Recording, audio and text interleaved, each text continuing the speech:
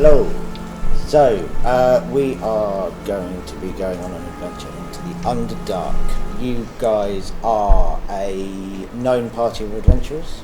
You've been together a while, I think, and you have been sent to try and broker a peace treaty between the Durgar and the Drow.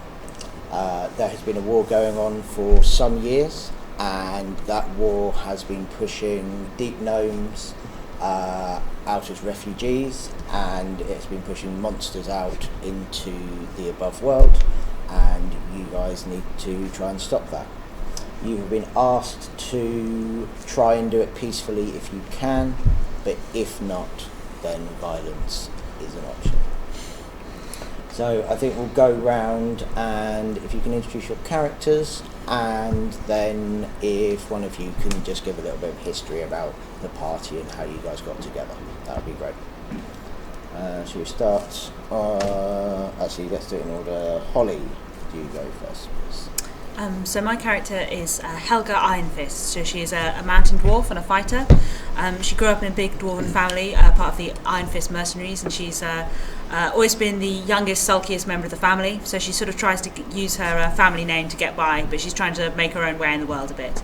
But she's an Echo Knight, so she manifests sort of duplicates of herself, almost as if she misses fighting alongside her dwarven family. She's very proficient in battle, a little less into negotiation, so she's very pleased to have maybe not a license to kill, but a license for violence for this mission. Lovely, thank you very much. Finn. Hello, I am playing Hafthor Krogenbridge. I am a wizard tiefling. I'm old for a tiefling, but it's not ultimately old in the world of D&D, obviously. My kind of history is I've been a bit of a wizard for a very long time, grand wizard to a few different kingdoms, and ultimately was contacted to broker this peace. My kind of backstory being obviously, with tieflings you kind of have a curse placed upon you, and we kind of made my family made a deal for knowledge, and then we're cursed, and so obviously we've been discouraged from learning anything new, else we befall the consequences of this curse, but I was the kid that acted out. So I couldn't help myself, I had to go reading the books, and thus I'm here with a thirst for knowledge, and really the Underdark is just another opportunity to learn, and that is what brings me here. But obviously, that's my ulterior motive. Love it. And Callum. So, I am playing Rhinoros Greenleaf. He is a half-elf bard that has studied under the College of Law and Knowledge. He is a bit of a ruffian. He does a lot of work under the table for high nobles and criminals alike, wherever the money plays, dealing in finding secrets and going to parties and finding knowledge, and using his musical skills and charismatic personality to find out what's going on. A little bit of an undercover spy. Lovely. Hannah? I'm Hannah. I am going to be playing Helga Henna. She is an elf gloomstalking ranger. She's been making her money throughout the world, doing odd jobs and bounty hunting. The favourite things she likes to kill are monstrosities and undead, and she has done most of her work in forests, mountains and the Underdark. She's sort of infamous in the lands as being the person that will be lurking in the shadows and get you when you least expect it. Lovely. And last but not least, Jamie. Hello, I shall be playing Ragmek. Ragmek is an earth ganassi. He is not to say built, he's built out of stone, but he's got a good structure to him. He's got a little belly, you would almost see, is like a boulder. He's got moss kind of strewn up him. You would almost even relate it to hair. And he's got this mossy beard as well that's slowly grown over the years. Now he comes from a long line of almost to say guardians, so they have aspired and worshipped almost giants, They love giants. We love the fact that they protect the lands and they protect the realms, and that is what Ragmek's goal, I would say, is aspiration, is to achieve peace across the lands with the giants by their sides. Yeah. Very nice. And if someone could just give me a quick rundown of your adventuring group. So we've been adventuring on and off together for a year or so. We were originally brought together by Habthor, wanted a bit of some backup when going into exploring some dangerous sort of elven ruins, and we've got sort of a mix of skills, so we've kind of come together, and then the Crown has brought us together for this mission with some muscle and also some expertise, someone to maybe do an assassination in a dark corner, and somebody to do the talking. So yeah, we've been brought together once again after some adventures we've had before. Lovely. So, as I said, you are being sent to the Underdark to try and broker peace. It is known that there is a meeting place that has been used for communication and kind of any kind of talks between the Underdark and the surface. This is a little bit of a way into the Underdark, but it is known of. It is not exactly clear how you communicate with the other species once you get there, but it is documented that there is some kind of puzzle or something you have to work out to do so. The directions are pretty straightforward. You don't have any problem following them. Can I get your travelling order?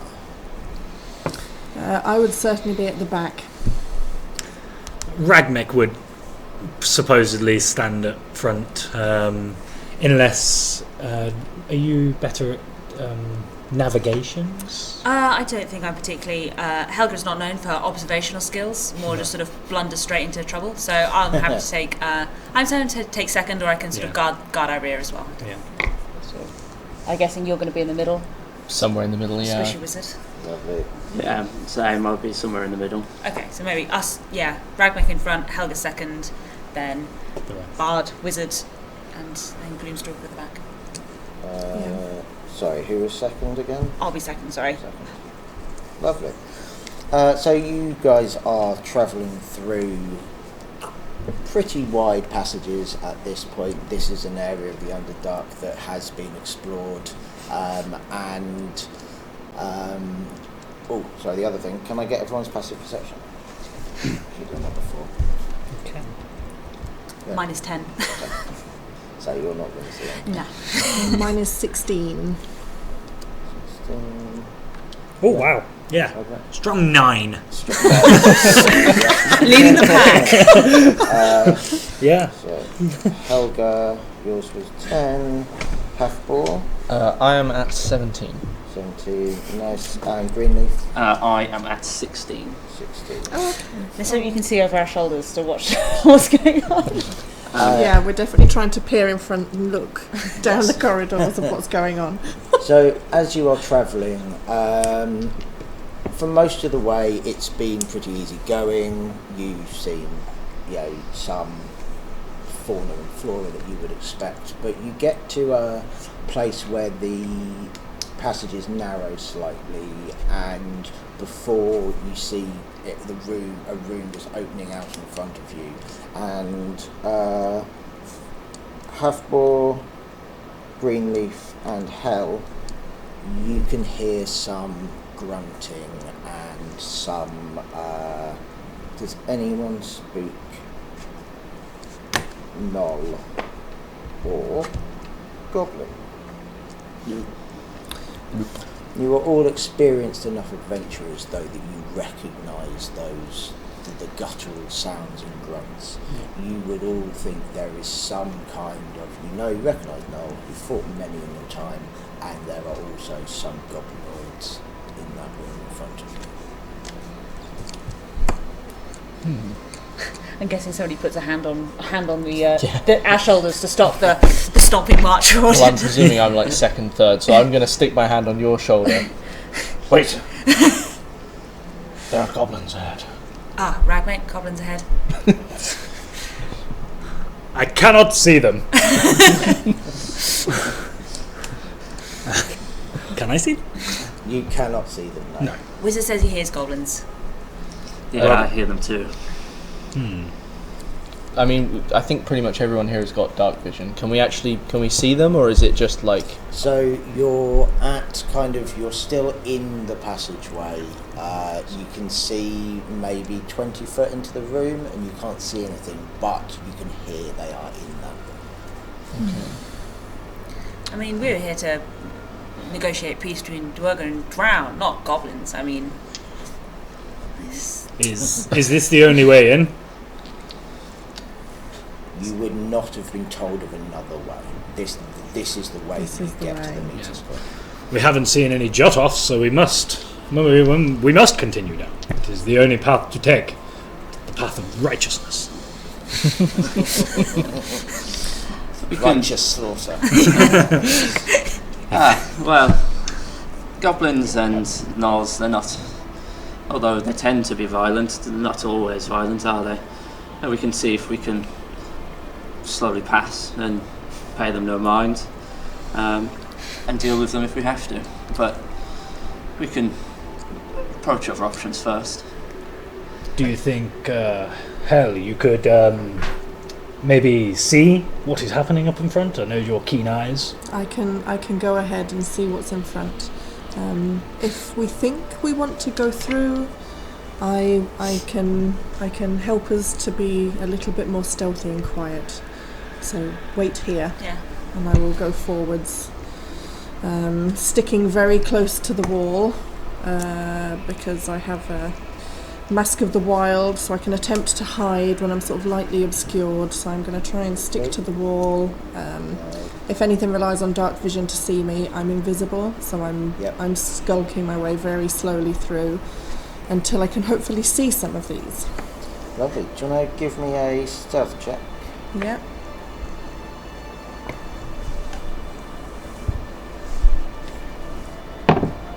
Oh. So that'll be the first natural one. First one. Get it out of the way. So a 9. It was still a 9. It's still a 9. Sharpening the greatsword. You hear me just trip over and go, oh! Just your face plants into the floor. How far are you away? A little way. I think you can hear me face palm from that distance. Yeah, just a...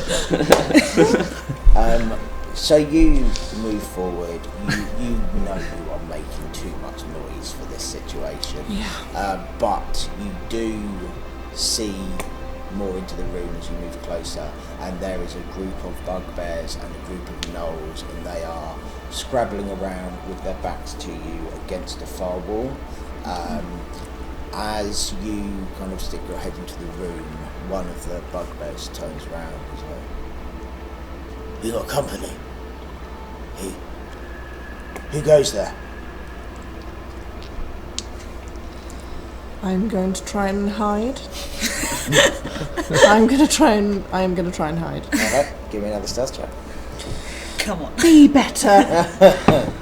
Oh, it's a 2. It's So better. 10. Only 20 rolls. It's better. Should have said much better. 18 more rolls. You got a natural 20 there. I can see you. I mean you no harm. I am simply looking. At what? Well, I've stumbled in here and I heard the noise of the caves and thought there was some water nearby. Not around here. What? You're going to pay us to come through then? On the what? Pay us to come through? Well, I wasn't trying to get through. I was just trying to find some water in the cave.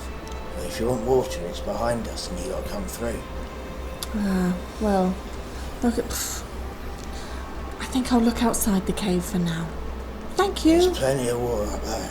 Okay. Down here. Okay. There's oceans and stuff like that. Well, I must have missed them. I'll go back and have a look. People call us stupid. Yeah. and I'm going to slowly walk backwards. Okay. How'd it go? What did you see? So I stumbled over. I tried to hide. They saw me. I didn't say that I was trying to pass through. I didn't mention anything about a party. I said that I was trying to get water. But we definitely have to go past them. I'm not even sure us trying to be more stealthy to get through is worth it. Did you ask them what they wanted? There's a group of them. I heard them say something about, oh, is it them? I don't know if they were looking for us. I don't know if they're expecting us. Could they? I mean, I say we go back to, well, either plan A, which I think is go past and give them a strong nod, or plan B, which is, so, you know... I see what they want to bargain with. They seem reasonable. We might be able to barter. Let's go. And I'm just going to start exploring it. I've got this like big glaive with me that has lovely adorned runes up a bit, and just I'm just going to confidently walk in. And behind him, I will say, oh, "Okay, so stealthily is definitely out." I don't think we just all walk past and Hell like falls in at the back, like. I think I'm going to just follow up behind and just kind of follow behind and just peer my head around the side of your enormous visage.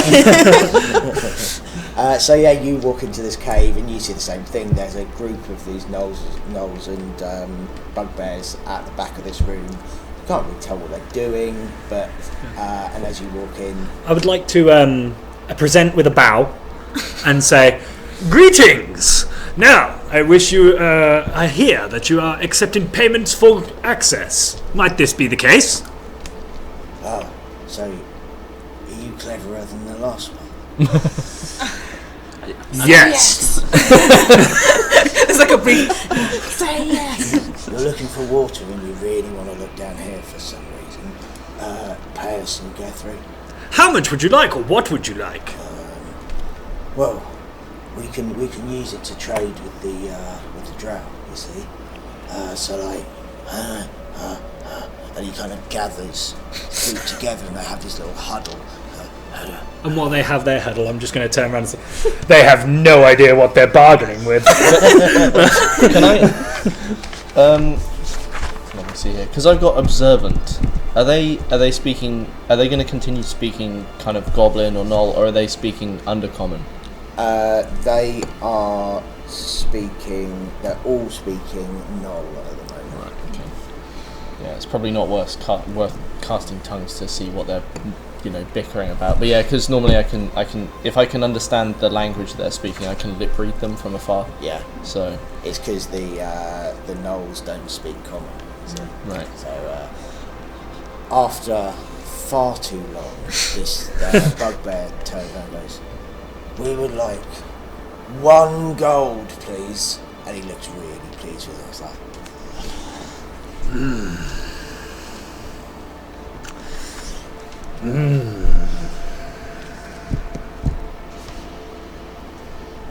5 silver.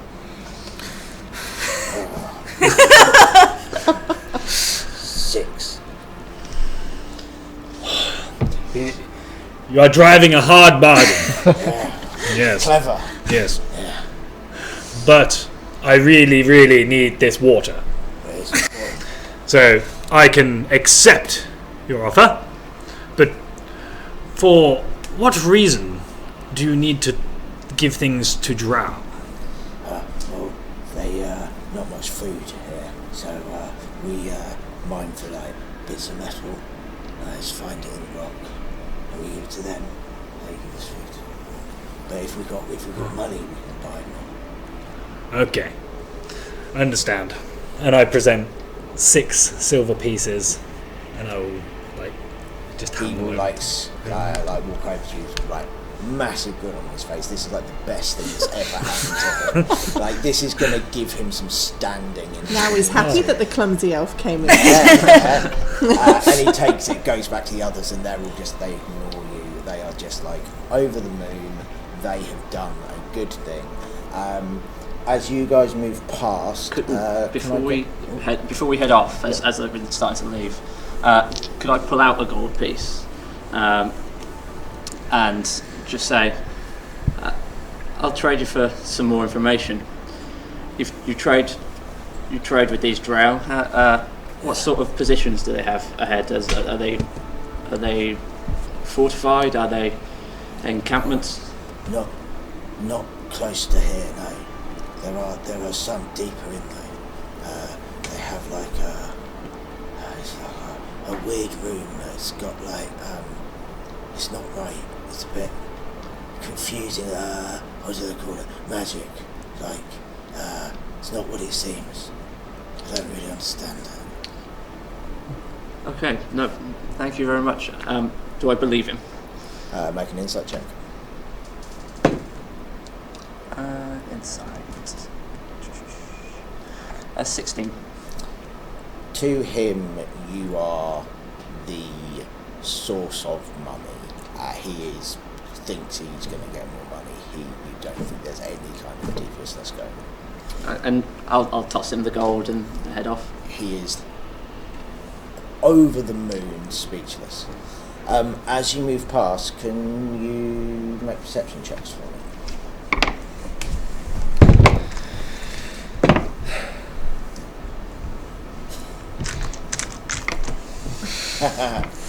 Nice. 14. Got 11. Oh wow. 12. Rolled 19, 18.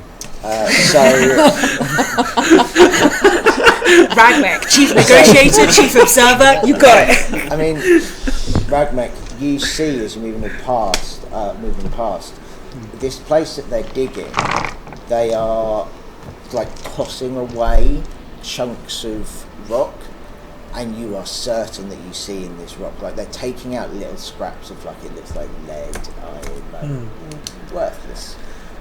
They seem to be leaving and not understand what gems are, because there's quite a lot of gems in this stone that they're throwing away. Ooh. Okay. I can observe that. And what, they're just tossing them to the side? Yeah. Doesn't seem like they understand what it is. No, okay. Sorry, fellas, just as I'm coming past. Would you mind if I take this junk? You won't. I thought you were more intelligent than that one. I am. I just plan to do things with the junk. I have use for junk sometimes. Well, I guess I got your gold, I'm happy. Well, thank you very much. And I'll pick them up and put them into a satchel. You have maybe like 4 or 5 gems. Sweet. You're not sure what they are without closer investigation, but they are things you have. I've got 4 or 5 gems. Lovely. So, if there's nothing else you want to do in this room, carry on. Yeah. So, after this very strange encounter, you move forward, and these caves are now getting less worked. It's more kind of raw stone, natural tunnels and caves, and again you come to another kind of open space, and this is, you've got maybe like a 60-70 foot wide space with a drop of about 40 foot in front of you, and there is 10-foot gap, and it's just kind of this chasm through the rocks. You've got quite a lot of kind of boulders, very kind of big jutting kind of sharp rocks on the other side. But this isn't something you are just going to be able to kind of hop across easily. So this hole in this 40-foot room. So it's that 60-foot cross. You've got 40-foot drop Yes. into and then like jaggedy rocks on the other side. Yeah. You can see into the bottom of this trench basically, and it's again a few more like jaggedy rocks. You could kind of stumble your way down and try and climb back up. That seems possible, but it's not going to be easy, and it's not going to be safe to do so. No. And how is there? What are the pathways like here? Are there, if there is any? So the cave just kind of opens out. So you've just got this kind of like it's like a room basically underground. So there's no kind of clear path. There's no like. It doesn't look like there's a trail that other people have gone down or anything like that. Okay. And then to our knowledge, if we look across the chasm, the other side, is there another doorway over there that we're meant to travel through? Yes. This looks like it's this is the way that you were told to go. Well, I guess I'm going to have to pull out one of my toys and reach into a long satchel on my back. I'm going to pull out let me get the right words for it. A broom of flying. Useful. I can, with the broom of flying, hold up to 400 pounds, fly 50 feet per turn, and I can send it to and from, like up to a mile, so I can hop on and then send it across, as long as no one weighs over 400 pounds, looking at Ragmick. The giant stone man over there. Yeah, I'm not light. Let's just say that, and my armour that you see me wear is not particularly. So I reckon we're probably over £400, and that's fair to say. I think it's almost. Let's say my armour weighs £65 on its own. Yeah, you're over £400. And I'm made of solid rock. So yourself and the other 3 members of the party. Oh, don't worry, I won't deal with that flying. I will. Helga will use Manifest Echo to make a copy of herself, which moves across, and then she will use a bonus action to swap places. So she will Very go nice. outside. Then I will. I can throw a rope to Ragmek. Do you trust that rope? No. I will accept being flown over. That rope is probably working double time. I'll accept the flight over. I can cast Spider Climb if you want to take your chances climbing around the wall. I mean, I was going to take my chances even just like with my hands. Like I was just going to try and smack into the wall and just try and climb. But Ragmek, what is the use of bringing a wizard if you won't use him? I will happily accept Spider Climb though. Well then, I will cast Spider Climb on you. Awesome. Just touch you on the shoulder, and then you can kind of grapple your way around the walls. Yeah. When he's gone, I will like. This is new to me. Yeah. Very new.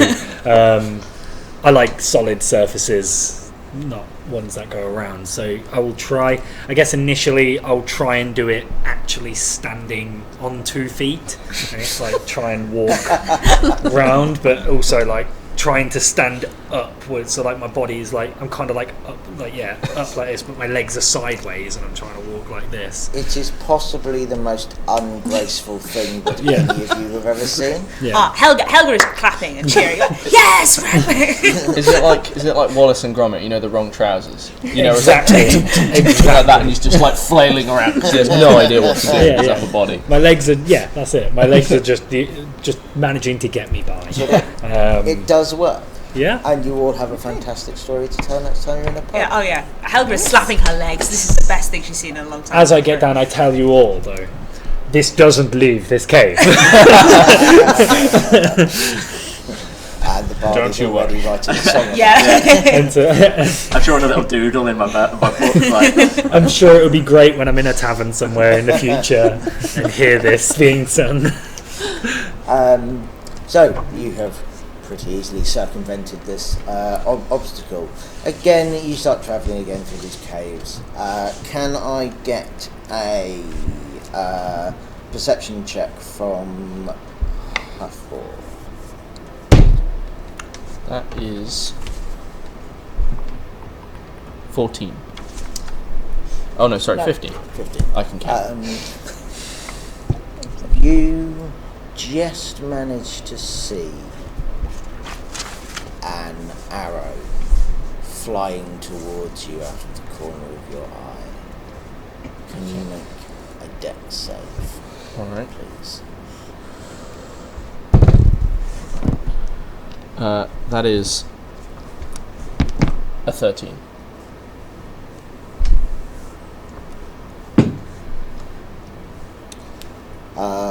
Unfortunately, that is not enough, and this it's a bolt, sorry, not an arrow, does hit you, and I am wearing the what's it, the cloak of, I can't remember what it's called. Displacement, so they get disadvantage. That is better than the last roll. I'm afraid it still hits you. That is going to be Still worth the try. Yeah. that is 10 piercing damage. Whereabouts does it hit me? It's going to hit you back of the shoulder. All right. Shoulder. Okay. So it's like. Yeah. Okay. All right. Well, I think my initial reaction is just to yell out, "Ah! We're under attack!" Like, dive to the side, you know. Yeah. So what? You two are in front, and then they've hit me in the in the middle of the pack as we're walking through. Yeah. Yeah. I think I'm just gonna try and move, and then see if we can form ourselves defensively. Yeah. If I hear someone crying out, I'd try and run to that situation to try and be a blockade. Yeah. Because I normally, that is my whole thing, is just trying to get in the way. I like we're getting into like a corridor jam as we all try and like swap places. Yeah. I do it to me, to you. Yeah. I do it at home. I do it here. Like, it's fine. The wizard running away from the danger. Everyone else is like, let me get to that.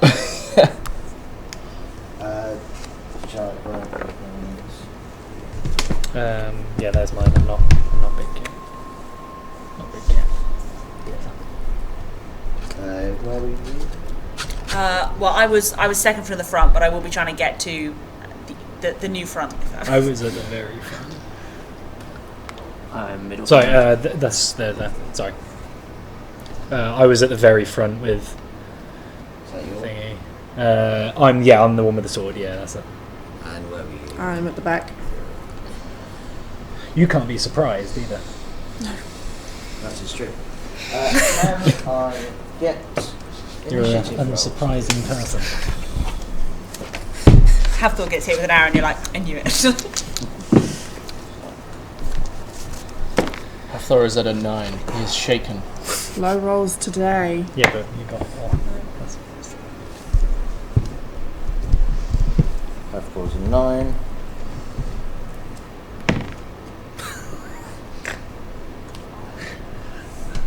No, they're all coming. second natural one of the game. Well, you're not getting to the front of the fight quickly. Who's the actual one? Sorry, I wasn't. That's a natural one for me, Right. which takes me to 2. Oh, fantastic. So, yes. I was not much better than that. I rolled a 2, but I come out with an 8. That is 8. Can we go for Greenleaf? 25. That's better. And that's With initiative like that, you knew the arrow was coming. Helga. 16 for me. And then go on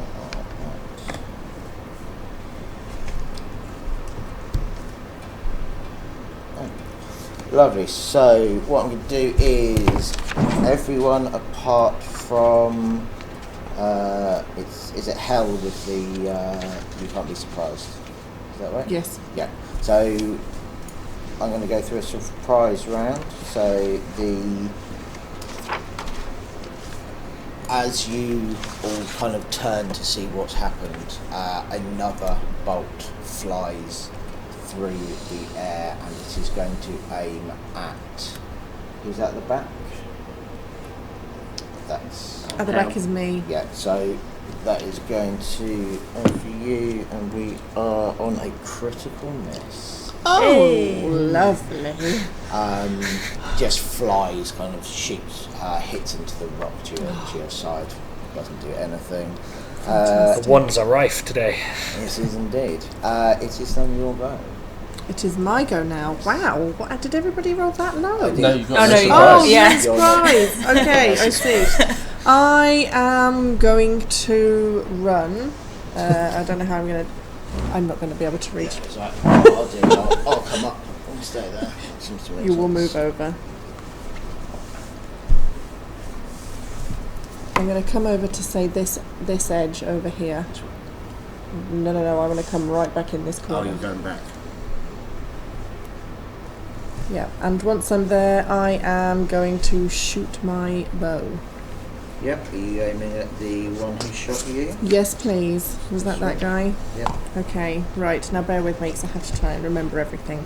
So, firstly I'm going to put Hunter's Mark on him. Yep. And then I'm going to make my first attack,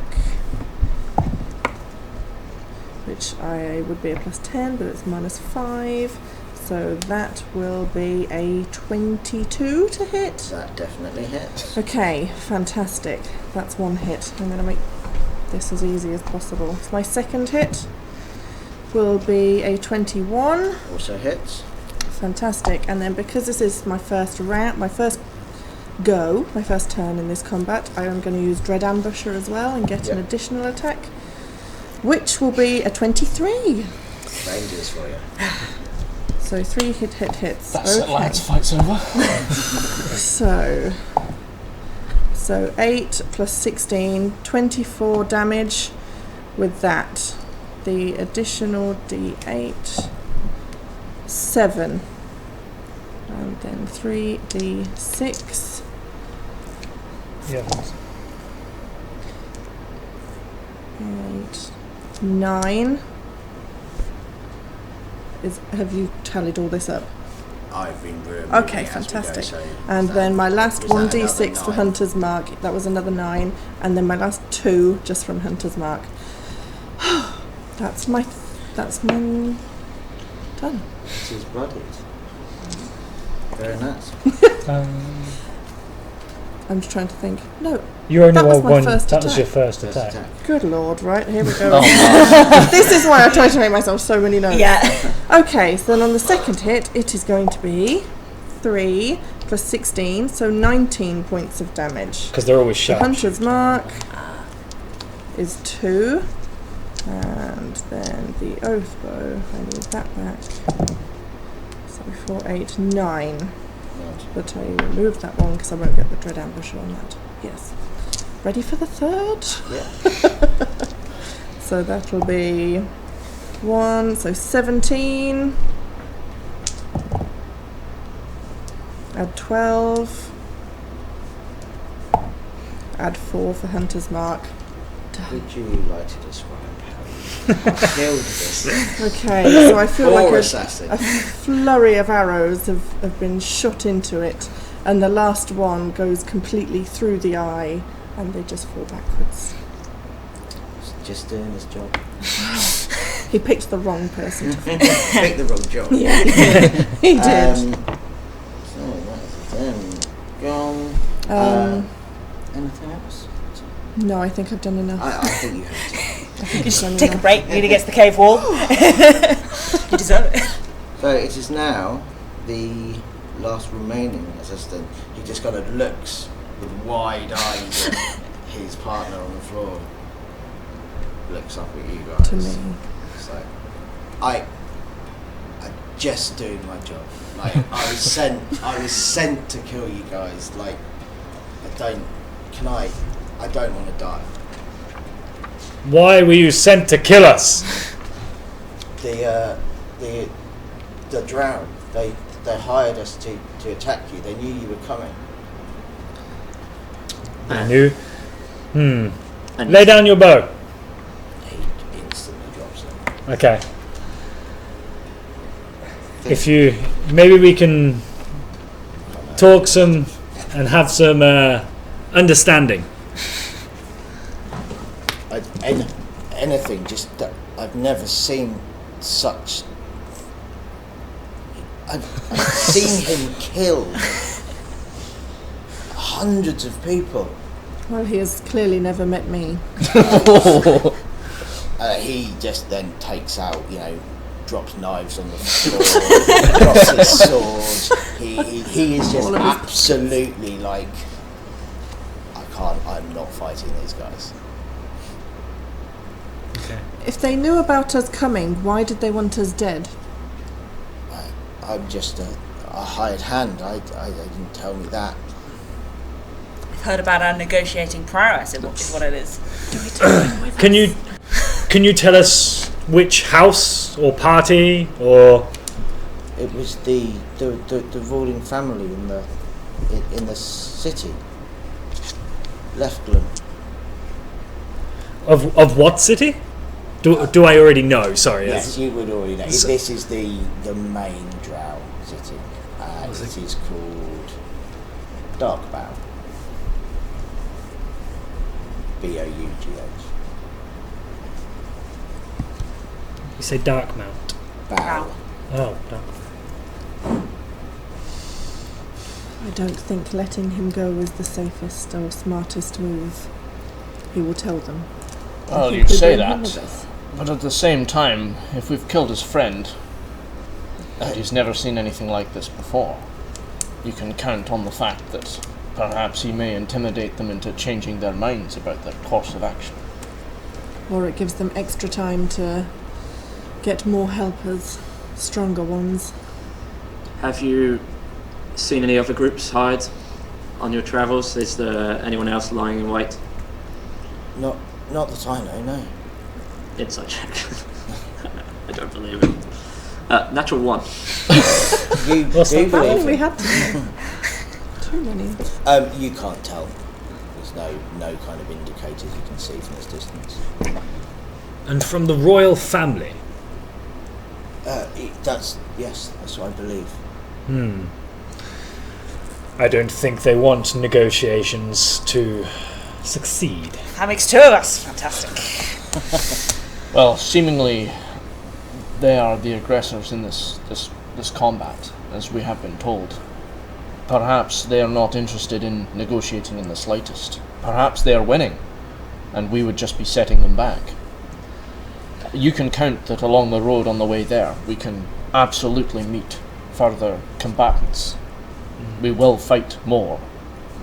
Have they sent more, or are you the only? I believe we were the only ones.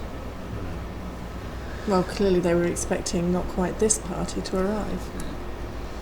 Are we? Sorry, we're travelling to a meeting point, aren't we? We're Yes, on way to a meeting. so you are travelling to a place that in the past has been used as a meeting point, and you know that there is a method there to contact both the Drow and the Durgar, but it's never been kind of fully clear how that happened. It's been hundreds of years since it was last used. Okay, so This guy that we've got, I guess we're sort of chatting to you awkwardly now. Is he a drow at all? No, he is a human. Oh. Do you know anything about magic rooms? Do you know any history?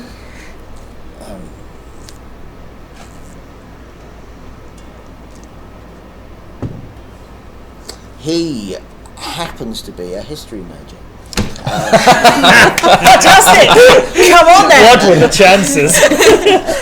For what did you do your dissertation in? I think the chance is 1 in 5. So that's not right. 1 in 20. No? Yes. 5%. He kind of goes, you're travelling to the meeting point to summon them for talks.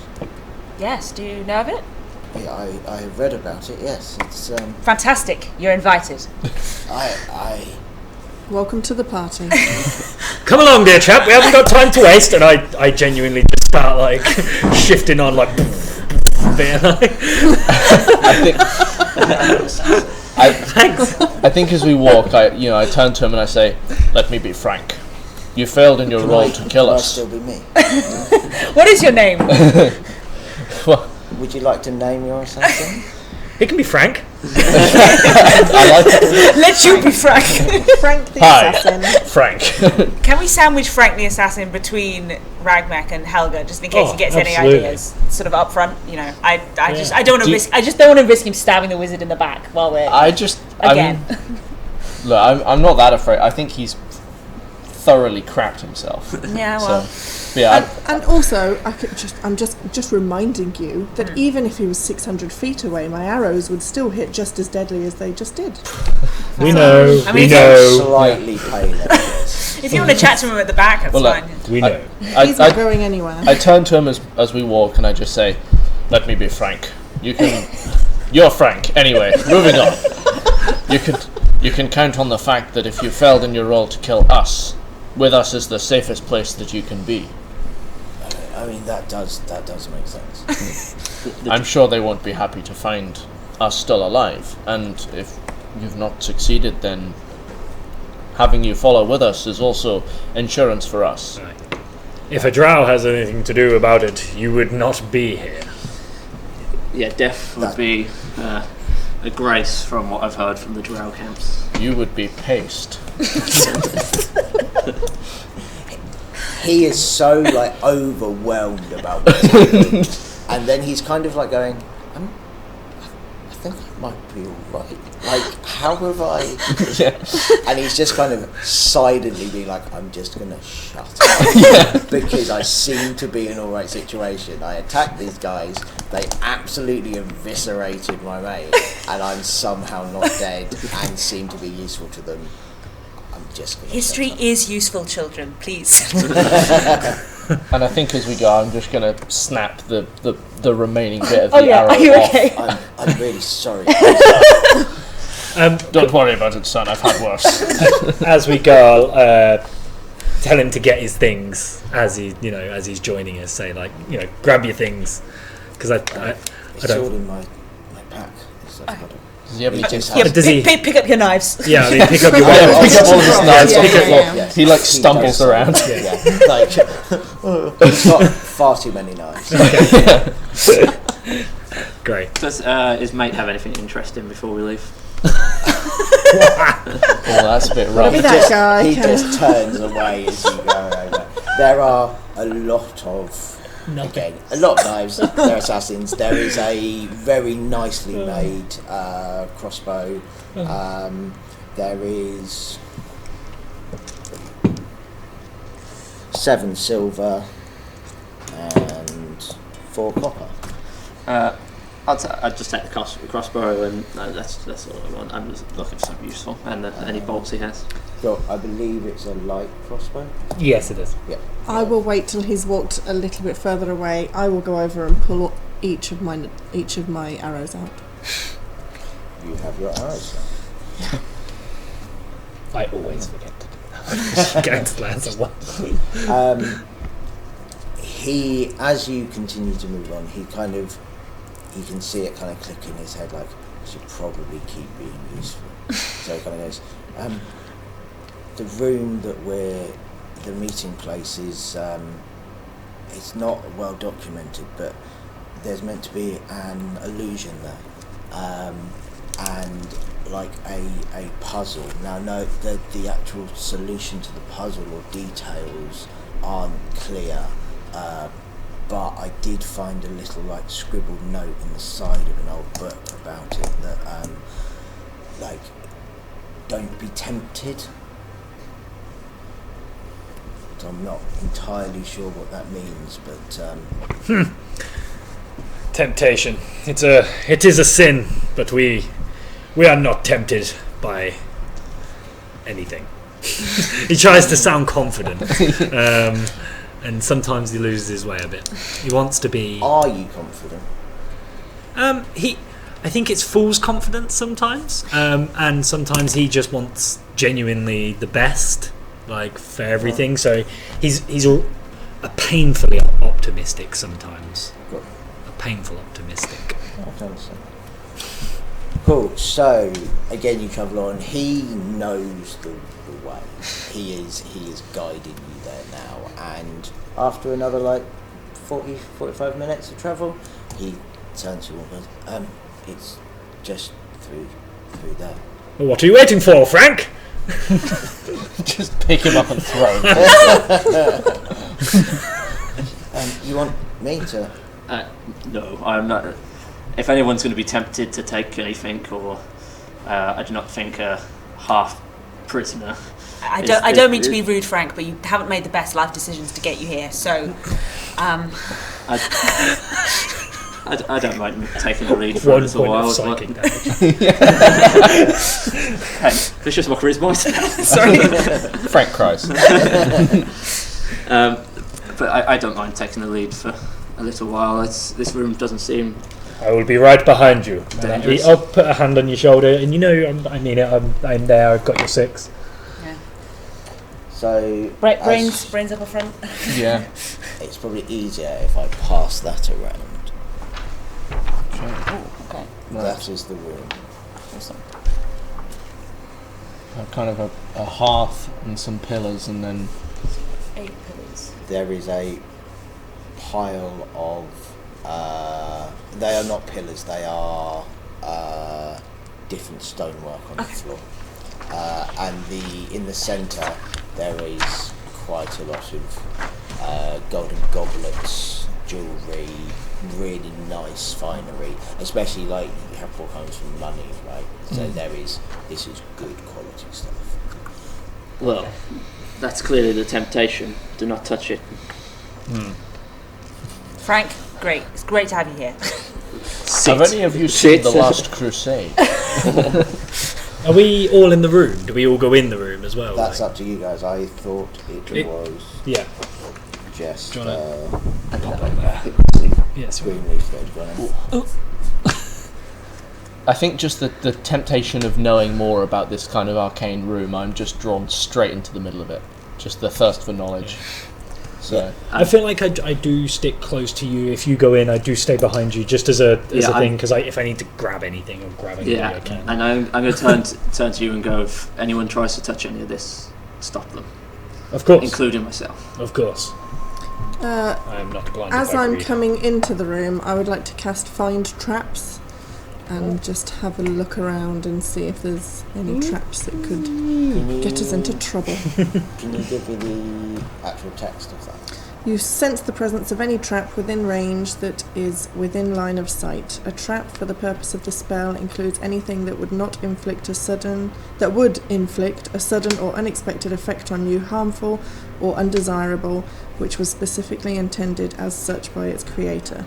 Thus, the spell would sense an area affected by the alarm spell, a glyph of warding, or a mechanical pit trap.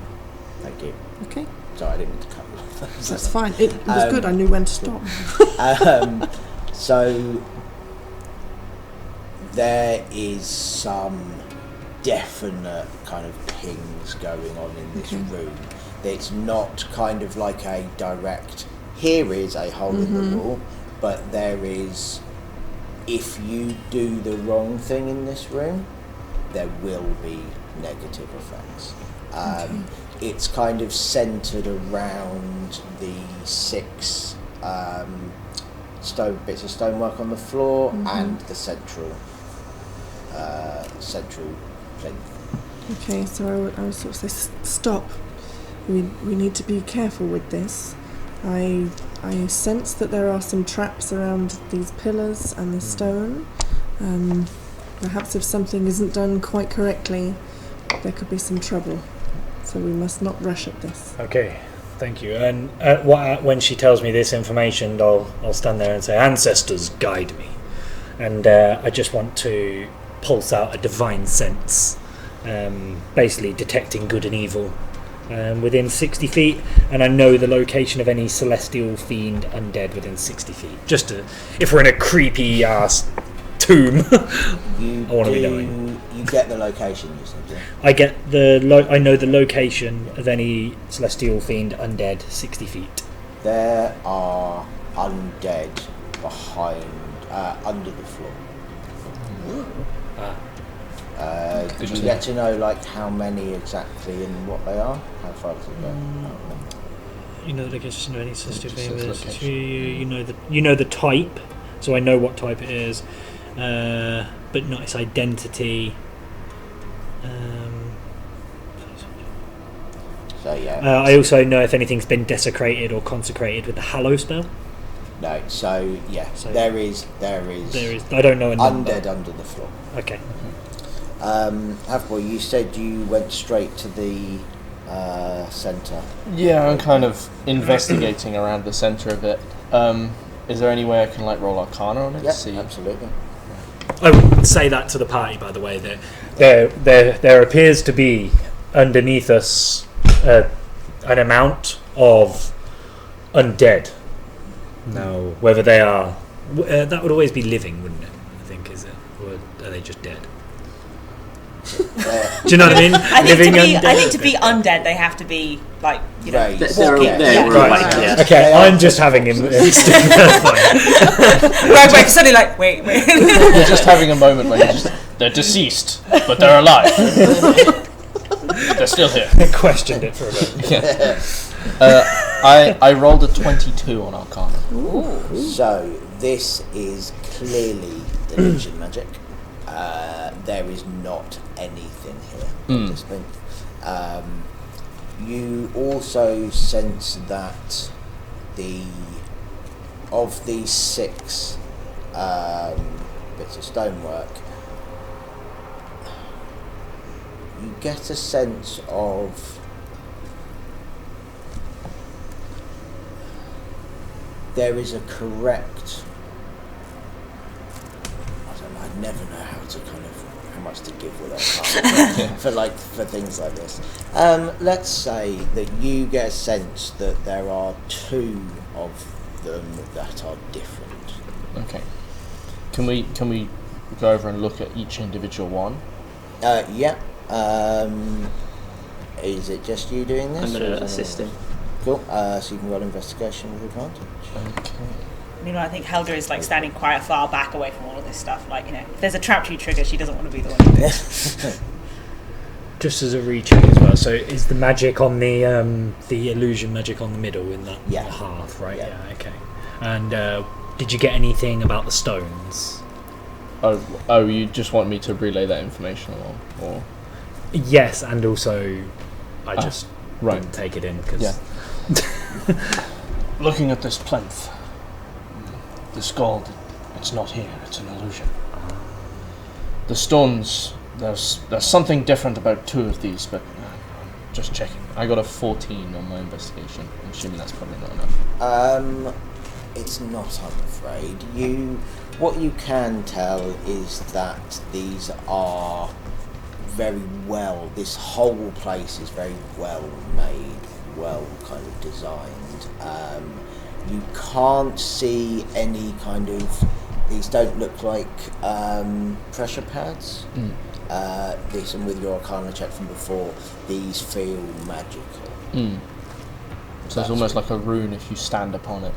Yeah. Okay. There's a definite sense of this has magic imbued into it. Okay. I just relayed to the party, don't stand on the stones, not until we've checked these out. Okay. And just looking around the room, is there other walls got any scriptures, any hieroglyphics, any kind of instructions? Basically. Signs. There is some very worn down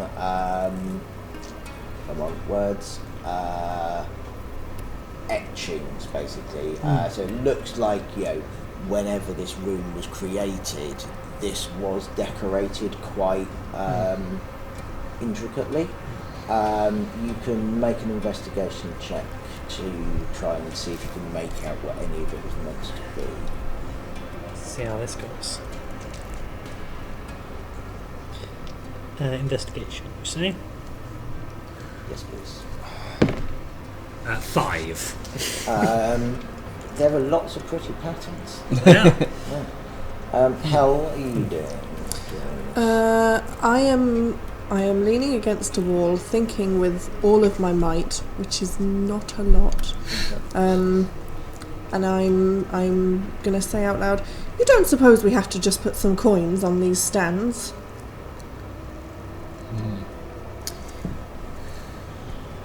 if what Hathor says is right, they're just illusory, so I'm not sure if we'll be able to pick them up, but, I mean, if we've been told not to be tempted by Yes. the items on the stand. Yes. But if we're moving them for the purpose of this ritual, then Oh, we're not no, being... no. My own money. Oh, okay. Then I'm not taking anything away. I'm just adding to it. It is an idea.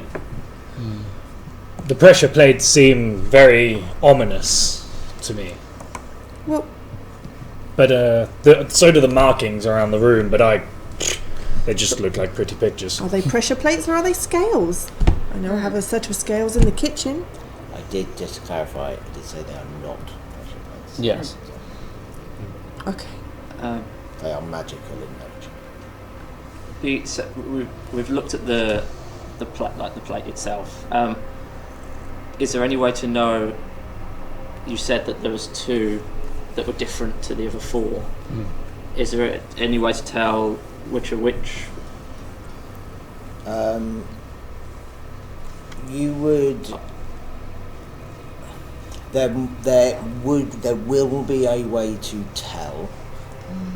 Your Arcana check from before only got you so far. Okay. So if there's another way that you could kind of investigate it more, then you might be able to work it out.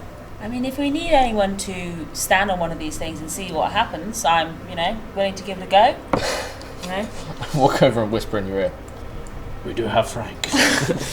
I was wondering when that was going to Listen, I've been chatting to Frank. I think, you could do quite well in the mercenary business, Frank. Just need to... Oh my god, you've got an intern! Frank, have you considered unpaid work?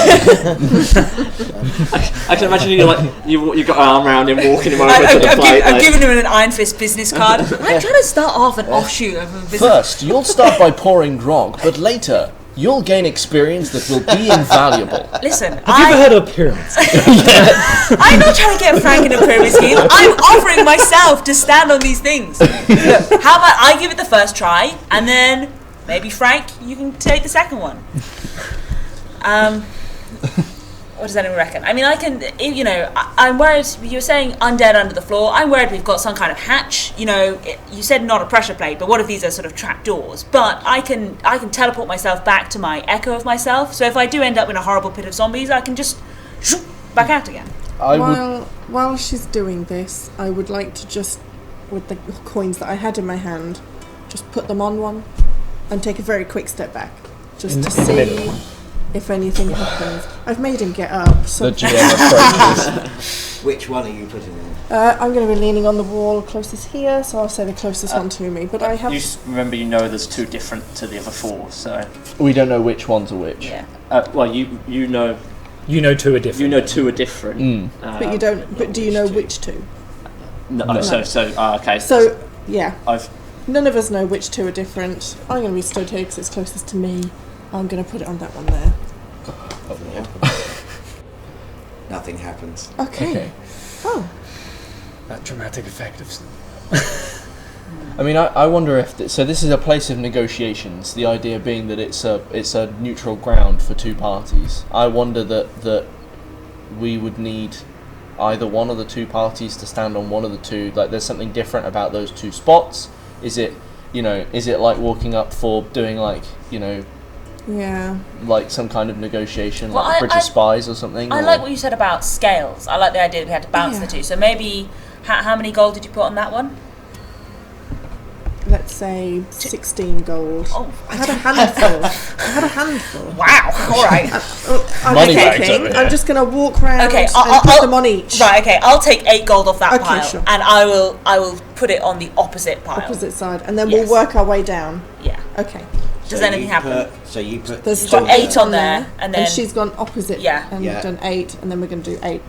yeah. Well, we'll see if anything happens. So are you taking it off these ones before you put it on these ones, or are you just putting 8 more on as you go? Well, you had 60. I was basically. She said she had 60 on that far Yeah, one, so so I was it's going to take my half 8. off and put it on the opposite one. And then see you if were going to anything move the happens 8 off of the first 2 Yes, onto the and second onto the second 2, 2. and then 8 But if off nothing and onto the happens third. after that, then I suggest we putting some on each. Yeah. Yes. So 8 and 8, Yeah. nothing happens. 8 and 8, nothing happens. 8 and 8, nothing happens. if you spread it around all 6. We spread it around all 6. Okay. Nothing happens. So there's while this is happening, and we're, I'm kind of staying mindful of everyone kind of shifting this gold around. Helga's like counting, like, Yeah. wait, 5, 7. I need more fingers. So, just quickly, can you make an insight check? I'll stay with Frank. Oh yeah, one of us needs to be babysitting Frank at all times, just like talking him up, Make sure that Well, he doesn't. introducing everyone. I want to Yeah. be asking him his opinions because there's a history note. Remember? Yeah. 14. You feel like you're kind of on the right track. I know my intelligence isn't great, but I do think I'm doing well at this. Maybe we need more coins. Frank, what do you think? How do you does this sound similar to Have you something read that would have about it? existed? Is this something you would have read about in books? Is money important to these cultures? He's gonna roll on that one. You said you read books. I have read much, yes. So I studied at the university for 6 years before I took up a different job. Good old uni days. Before I lost the way. 6 years. Is that a have we got a Dr. Frank? He would have that kind of level of qualification. Wow, man. He shall henceforth The be job referred market to. is tough. Yeah.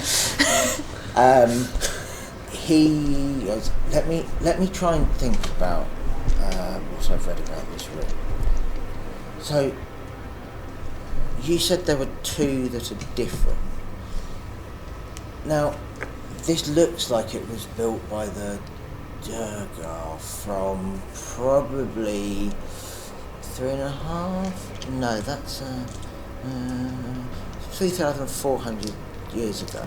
So that means that if there are kind of if they've marked the 2 that are different in any way, it would be in something really like maybe the grouting or the actual kind of which way the grain of the stones are going. They like doing that in their architecture. So I would maybe have a real closer look at these floor plans. I knew having you around was. I'm bearing in mind I'm like 7 foot. This arm goes on his shoulder, and I'm like, knew having you around would be a great thing. He is. How do NPCs always turn into some? Like they're never just the NPC you design them to be. Like this was a bad guy. An NPC. And now he's good our now. heel. Hey, Yeah, it's doing good. change that alignment. He is kind of a little bit comfier now with you guys. Yeah. Like Okay. he's like, okay, I don't think they are going to kill me, and I'm being useful, and maybe this is my way out of being an assassin, which I never really wanted to be. Hey, if I can help someone change their life, Yeah. I'm all for it. He's actually sat there thinking, finally I can put my history degree. They told me I'd never use this. I'll prove my father wrong. He wanted me to do law. Can you believe him now? Dwuga, history knowledge. Never need that, they said. Okay, so as a dwarf, when I make an intelligence check, a history check related to the origin of stonework, I'm considered proficient in history skills. So if we're looking for like grouting differences, I mean, my history is bad, but if I'm doing proficiency and I double my proficiency bonus, I think that gives me what's my proficiency? I think it gives me a +8, which is much And better than the with, -1. With Frank's knowledge, Yeah. and it's something to look out for, I'll give you advantage on that. Yeah. Thank you. Do not roll 2 ones. Oh, okay. That's the highest is a 16, so a 16 + 8 would be a lot. 24. You do notice that the grouting in so that side middle and this side, this corner, is the opposite direction. It's got the kind of layers in the stone goes the opposite direction, and the grouting has a different kind of sand. It's got coarser grouting. Ah, grouting. Finally, my area of expertise. Do you want to try your gold idea with those two? I do. I run over and run to the other side. And what happens is the illusionary gold in the centre disappears, and the there is a kind of you hear a deep resounding like horn being blown somewhere in the distance, and there is kind of a like clicking in the walls, and you would assume that the call has been put out. Wow. Gondor calls for aid. Frank, you are the man. Yeah, Right, well done, Frank. Thank you. I mean, this is crazy. I feel like we are all huddled around him, giving him like, well done, good point, Frank. So, could I have some water? I'm feeling a little flustered. I mean, give him my flask. I don't share my water. Oh no! Oh no, I do. I mean, I wonder how long this walkout will take to turn up. Do you think we've got time for a quick picnic here? You know, I'd say time for a quick piss. And a slash in the corner. I mean, we probably should have a picnic and fuel up, but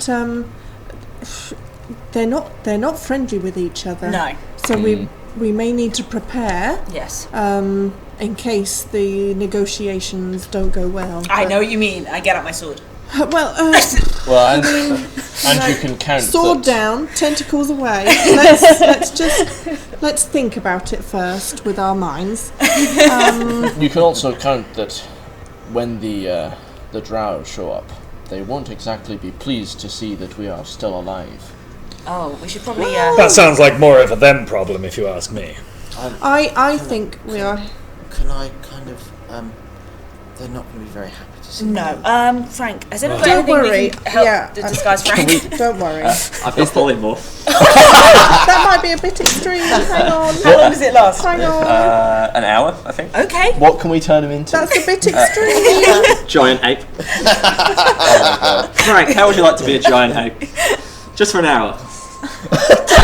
He's never had this offer in his life. I mean, I genuinely don't know how this works. I like Frank. just so you know, he can be any CR8 creature. So. Oh gosh, I can't even do anything to make it not as bad.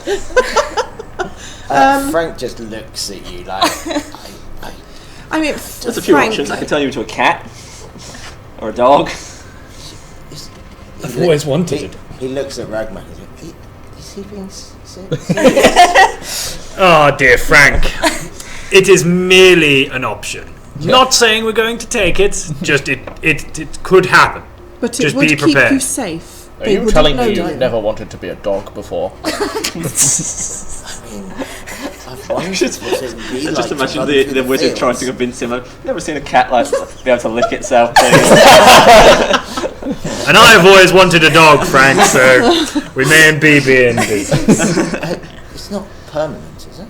No, just for an hour. No, just for an hour. He's really confused about how like, laissez-faire everyone's being about transforming him What? into a dog. So, given that he's obviously studied history and he's aware of the magic of things, has he never experienced magic in person in his life? Or? Not so he's seen magic, but like leveled people are not. Yeah, you're at level 11. You guys are some of the most kind of capable people in the world.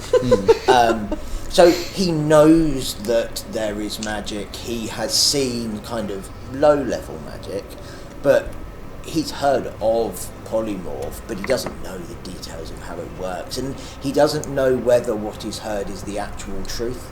If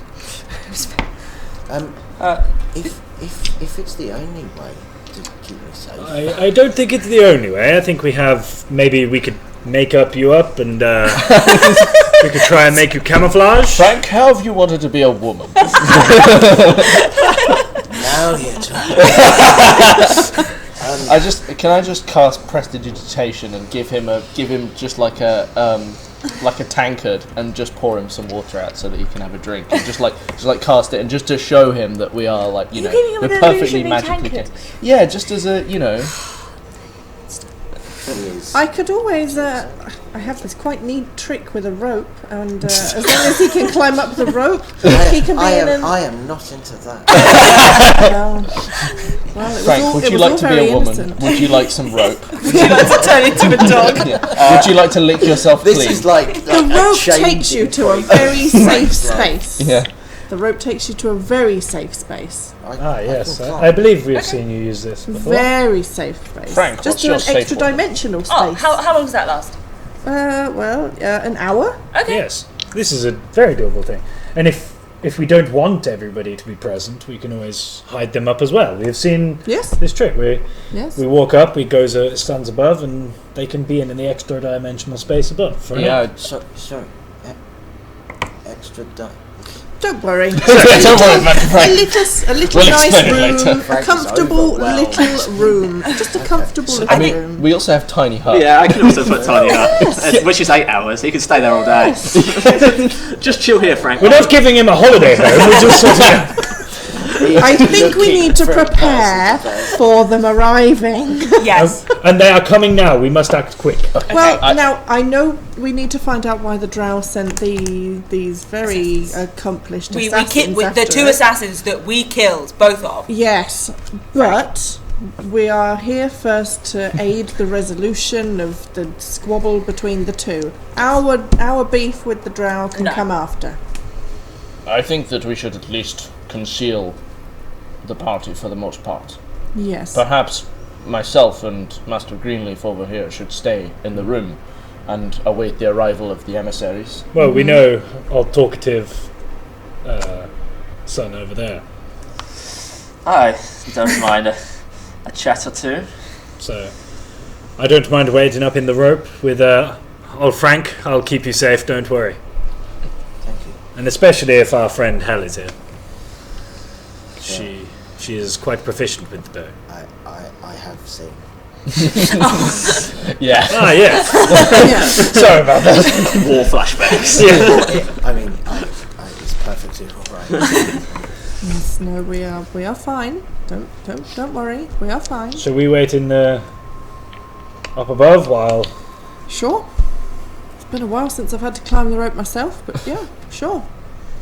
Yeah, I think if we plan on just having, we'll do the talks, and then if they go bad, we can just have a drop down ambush. Oh yeah, absolutely. For sure. It's only 30 feet. You don't need to take a lot. I'd 2d6. prefer to keep my feet on Well, we can do firm like ground if possible, but Like a firefighter style, Yeah. slide down the rope. Yeah. And I mean, it's not. The rope is up to 60 feet long. I have 50-foot rope, so we might be a little bit higher than 30 foot. But yeah, we'll be up in the air. We can, like it says, we can slide down it. Yeah. Sure, excuse me. so we're gonna have. You can choose how high you want it anyway. So Yeah. if you want it 15 feet, you can have it 15 feet. So- And where in the room would you like to put it? Where is the entrance? Where are they going to be coming through? They are at each end of the room. So Each you came in end. through the one closest to me. What?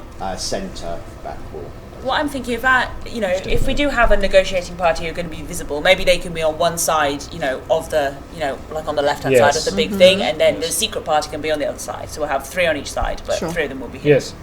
Sure. So we'll stand on this side, and in the air, and you guys will stand there. Yes. Yeah. Brilliant. And I'll leave the talking to you two. I will just stay here with my big sword and just, make sure nobody gets too rowdy. There's one thing that we can count on, it is that you do in fact have a big sword. Hel, can you perform this trick? How long does it take you? It won't take me very long. Bear with. And I'll get my rope out of my bag, untwiddle it, cast it in my hand, and the rope will start to trail its way off. We hold on to the end and start the task of climbing our way up. Lovely. You guys can climb the rope. We'll give Frank a boost. Yeah, I can lift Frank up if he wants me to. You just sling him under your arm. Frank is a Pretty up with CR8, you. right? Yes. He's a capable. Yes. Oh, I'm sorry, capable person. I mean, he did say that him and his friend have assassinated like hundreds of people. I just, well, it's just difficult. When your friend gets one shot, you're kind of a bit like, oh, well, maybe. I mean, he wasn't one shot, he was no, 3 shot. Yeah, but it was one. He was 3 It was shot. one. Yeah, You just did 2 in the chest and 1 in the head. And just went down like a And sack. was one of them a critical? No, No. Oh. none. Yeah. Wow. Sorry. Sorry, I don't mean to patronise Frank. He's Frank's great. far more learned. Frank has been great. We would not be this far without Frank. Let's be frank. And I mean, Thor's shoulder is definitely feeling the pain of Frank. So yeah. Yeah, I'm wondering if. I mean, I am sat on 69 hit points. I'm wondering if I should just leave it as is for the moment in case we go into combat or before we. I don't really have ropes. much that can help you. If you need me to touch you, friend, I can. What mean you by this? With my magic hands. Right. With that, I'll go.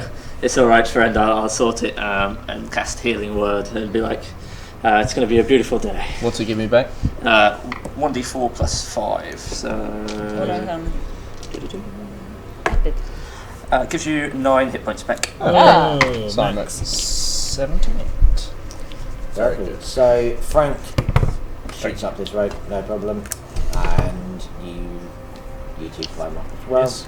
And Frank kind of sits there, and he's kind of feels contented now. I think he's really pleased he's not a dog. I mean, that's still an option, right? Yeah. If it goes nuclear. He's generally feeling like, an awful situation has turned into one that is, if nothing else, he is learning a lot about the world today. I'm enjoying Frank's story far more than I'm enjoying mine. I might make Frank as a character at some point. I think you should. I think we're all This is the day that invested Frank's in life it. has been changed. Yeah. And so, are you three doing anything else to prepare? Oh, do you want to cast your spell to understand people? We both have tongues, so It's a touch spell, so it's cast on somebody else. yeah. So- Okay, so you can just stand up to her. Yeah, we just pat each other on the back and be like, Can you ritually cast it, just out of interest? I don't think so. I think it is just touching as an action. No. Yeah, I'm guessing you can cast touch spells on yourself. So Yeah. You can. But wouldn't it be better if you had to, stretch out? we might not need to because obviously you speak quite a few languages. So I've got Elvish and Dwarvish, so Yeah, so that'll probably. we can. Yeah, and then probably I've got cover our Abyssal, bases. Common, Infernal, and Undercommon. So I think Quite a nice selection. So we should be able to cover our bases and translate fairly easy. the edgy selection. Yeah, I mean, and also it's something that we can break out. I mean, if we're stood right next to each other in this room, because presumably we wouldn't be stood far apart while we're trying to mediate. We can always just lean in and be like, "All right, get the magic out." The only thing I will cast is that I will cast Faithful Hound and bring in Kippers the dog. That's a great name for a dog. You mage armor. It's my actual dog. It's something I can't forget. So he'll be friendly to all my companions. And they can see. Nope, only I can see him. No, I mean, but the dog, the faithful hound, can see Both invisible and into the ethereal plane, and automatically sees through illusions. Wow. So, very shortly after you cast faithful hound, you see Kippers kind of go on point and. It will bark if anything enters any creature that is that doesn't know the password. That it will bark and let me know that there's a creature within 30 feet. That's as long as it's bigger than small, but it's not violent towards them. It will just bark. So he barks 6 times. As I hear the barking, I'm just going to cast Mage Armor on myself, just to give myself the extra AC. Is anyone else doing anything directly after that happens? I just want to be sitting ready, looking. Somehow I've obtained 120 feet of dark vision, so I can see I think. You can see the whole thing. Yes. So yeah, I'll just be ready, leaning on my glaive. My glaive is very attached to me at most times. That's fun. Yeah. So. Lovely. I'm just going to shout out to the room, especially if he's barking, knowing that anything's within my range. I'll shout out if there's anything there hostile. Make yourself known before I unleash my hound. And immediately as you say that, a Duergar appears about 20 feet in front of you, and Duergar bows and says in Undercommon, "You have called us here for a meeting. We are grateful for this. We are being slaughtered. The drow will be here shortly." I have no idea what it said. I don't speak Undercommon.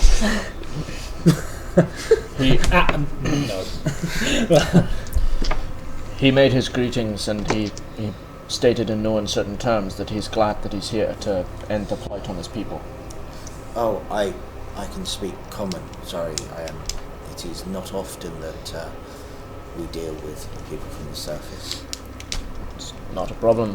We're here at the service of yourselves, the drow as well, and the people of the surface world. He scowls as you say that. And I'll reply in Dwarvish, saying that if there's anything you need to say that the drow you do not want the drow to hear, then you can speak in Dwarvish. I can understand.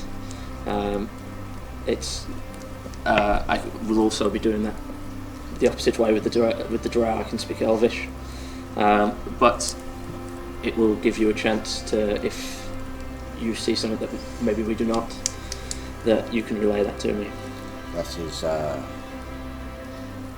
fair agreement. I will bear it in mind. You must know that we are not the instigators of this war. We are being wiped out.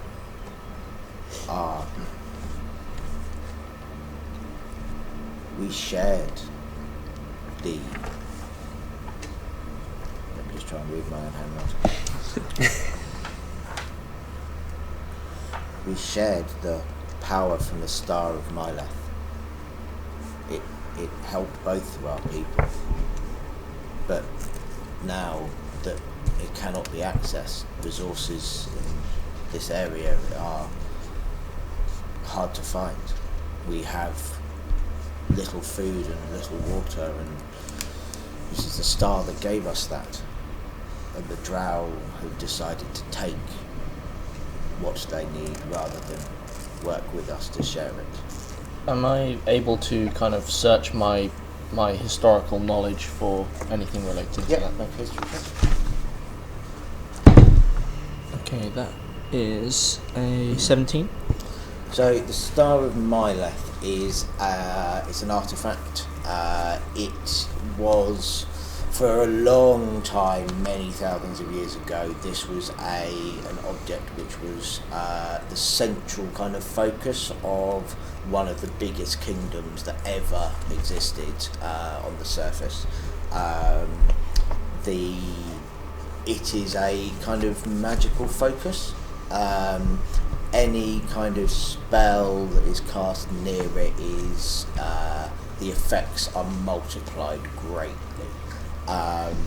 It is called the Star of Myleth because for a long time it was used for war.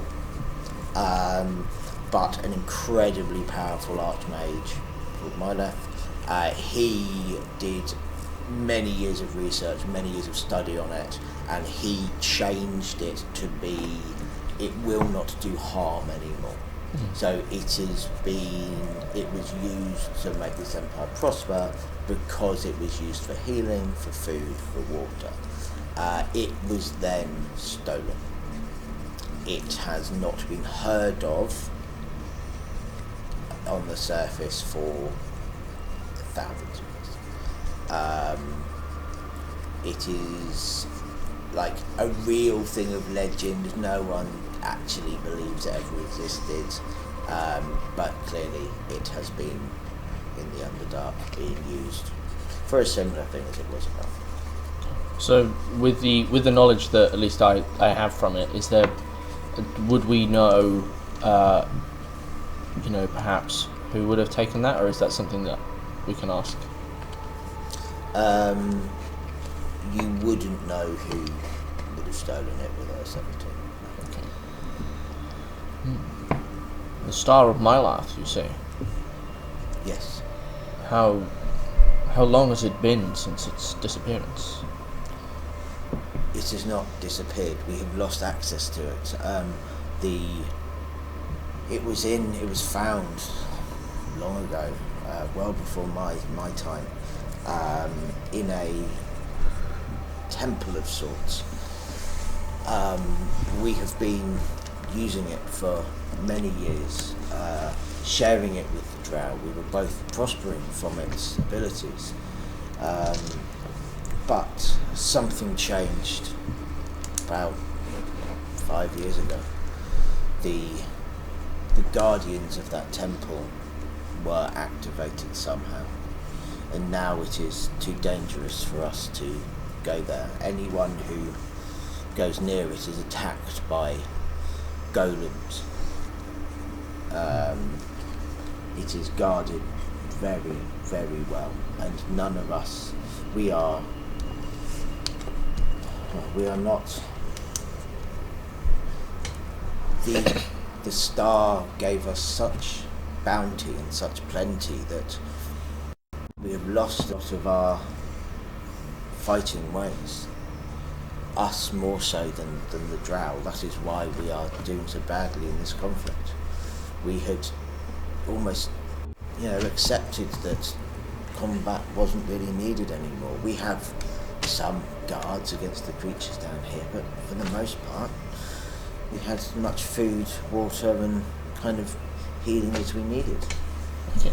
I'd like to turn to Greenleaf and kind of, in a whisper, but not in a disrespectful way, obviously, to the dwarf, just kind of turn to him and say, I think that we won't be able to negotiate a peace until the star is retrieved or freed from its guardianship.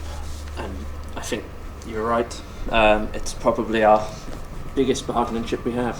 We have some effective team here. Certainly the war between them won't end until at least either resources are found or an agreement can be made. I highly doubt that without some kind of resources that these people can survive without fighting each other for what little remains. At this, you see from the entrance. I'm going to describe something now that fills me with utter terror, so I hope you appreciate it. These long, hairy, arachnid legs come round one at a time from the opening, and 3 driders just come into the room. I am petrified of spiders, and I always use them. They kind of spread out, skittering across the floor. There is malice and hatred just emanating off these creatures. And following behind them are 4 drow walking into the room, dressed in sharp black, like black as night kind of robes. These are, the garb of state. And one of them walks directly up to the Durga. I'm gonna, as soon as they start to sort of approach, I'm gonna aim to be in the middle of them. I'm gonna be there to mitigate. His head will just snap to you. And I'll say straight in Elvish, this is a place of talk. You will talk to me and not them. And who are you to tell me what's to do in my domain? I am here to try and broker peace. We do not need peace. No. We will crush them. They are worms. And they cannot fight. They cannot win. And what then? When you have no more specialists of dwarven kind that have their own purpose. Who will pass on the knowledge of the star then? Make a persuasion check for me. A 19. He again looks at you with utter disdain, and he just says, "We will hear what you have to say, but we have nothing to gain from peace." We've already been told of a legendary artifact that has been lost to both of your people, that helped both of you prosper for what may seem thousands of years.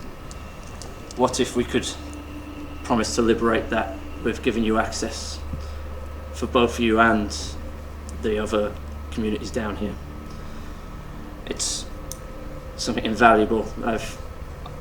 I've heard stories of these guardians taking and killing anybody.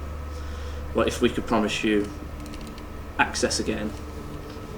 They have thwarted even the best that we have sent after them. That is true. You think nearly 3 of you are going to succeed if you want to throw your lives away? Be my guests.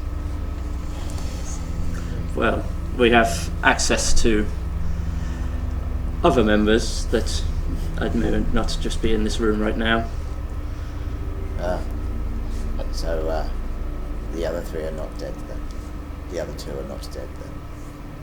Which other 2? Of your party, do not think that I did not know Oh, that you no. would come. There is, there is definitely more of us. I am just one of the more level-headed of the group. And I'm the only one that speaks Elvish, and you deserve the respect of speaking your own language. Do not pretend that you respect the Drow. The surface dwellers have done nothing but hunt us for years, disagree with our worship, yet your gods you think are perfect.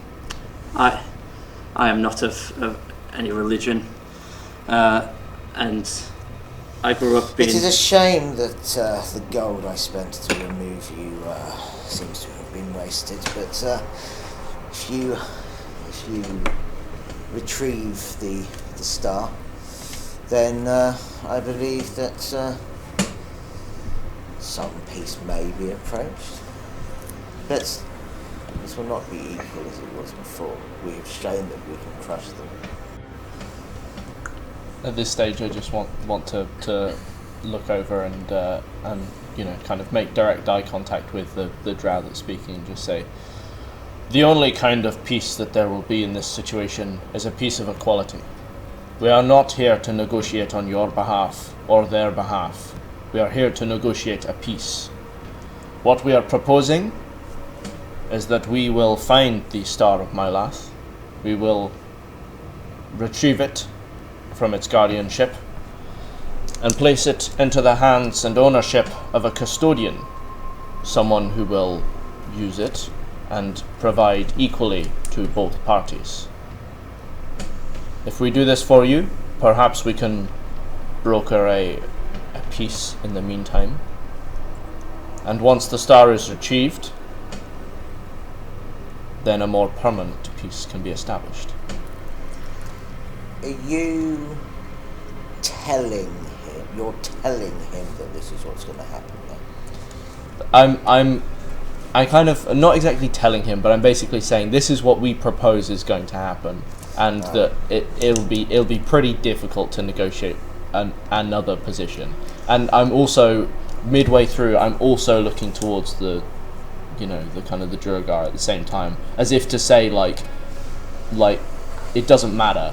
Like, I'm not saying to the Drow that this is your fault, and I'm not saying to the Duergar that it's theirs. I'm just saying this is what we propose. Again, it's out. So between the 2 of you, I will let you make a persuasion roll with advantage. Okay. Would you like to do that? a 26. This doesn't work on my phone.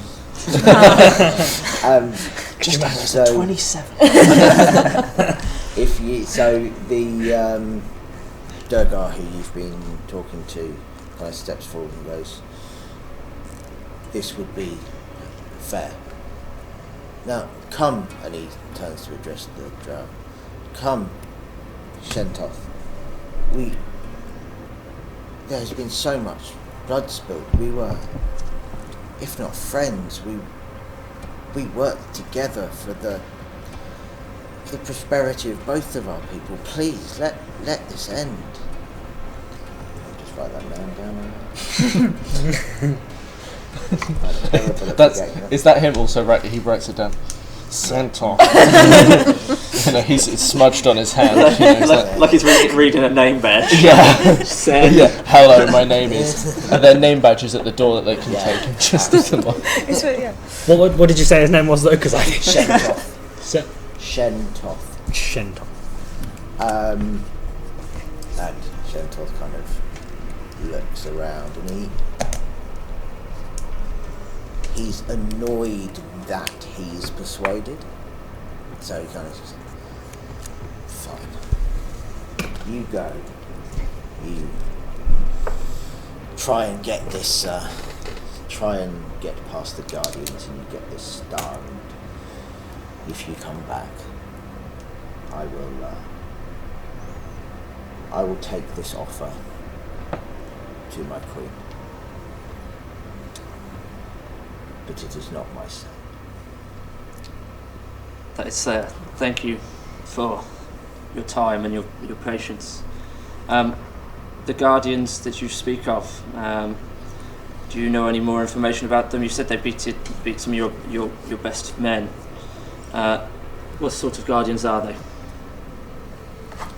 He will describe which you would probably you wouldn't necessarily know the exact things, but you have fought kind of Guardian, Sentinels, Golem-y type things. And there are several of them in the rooms of the temple. There is also, we did not get that far, but there is a bigger one made of iron deeper in. That is in the chamber with the star. And you were saying that they came to life. They were previously there. You could see them. They were assembled as they were, but they suddenly came to being. Yes, they were statues before. We do not know why they activated. I am assuming that the Durgar did something foolish. Do you know the number? How many there were? There are, in the entire complex, there are many, I think 30, 40 of them, but in the actual chambers that you need to access, there will maybe be, unless they have moved, there will be maybe 2 to 3 of the smaller ones, and we've only seen one iron one.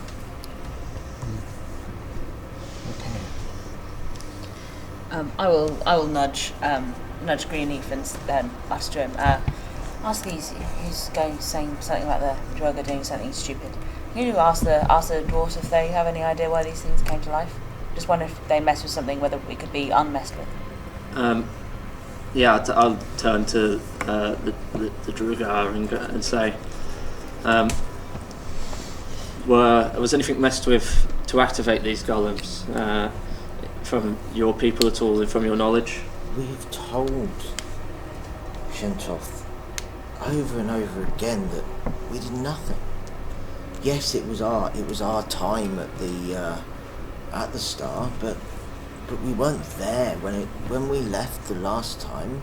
We had performed our rituals, we had performed the spells, and everything was as it should be. Perhaps an outside party. Someone that maybe even benefits from the war. That is something that some of our strategists have considered, but we don't know. We don't know who. And I'll ask this in common to both parties.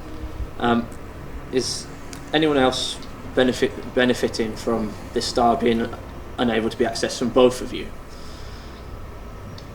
Something to consider.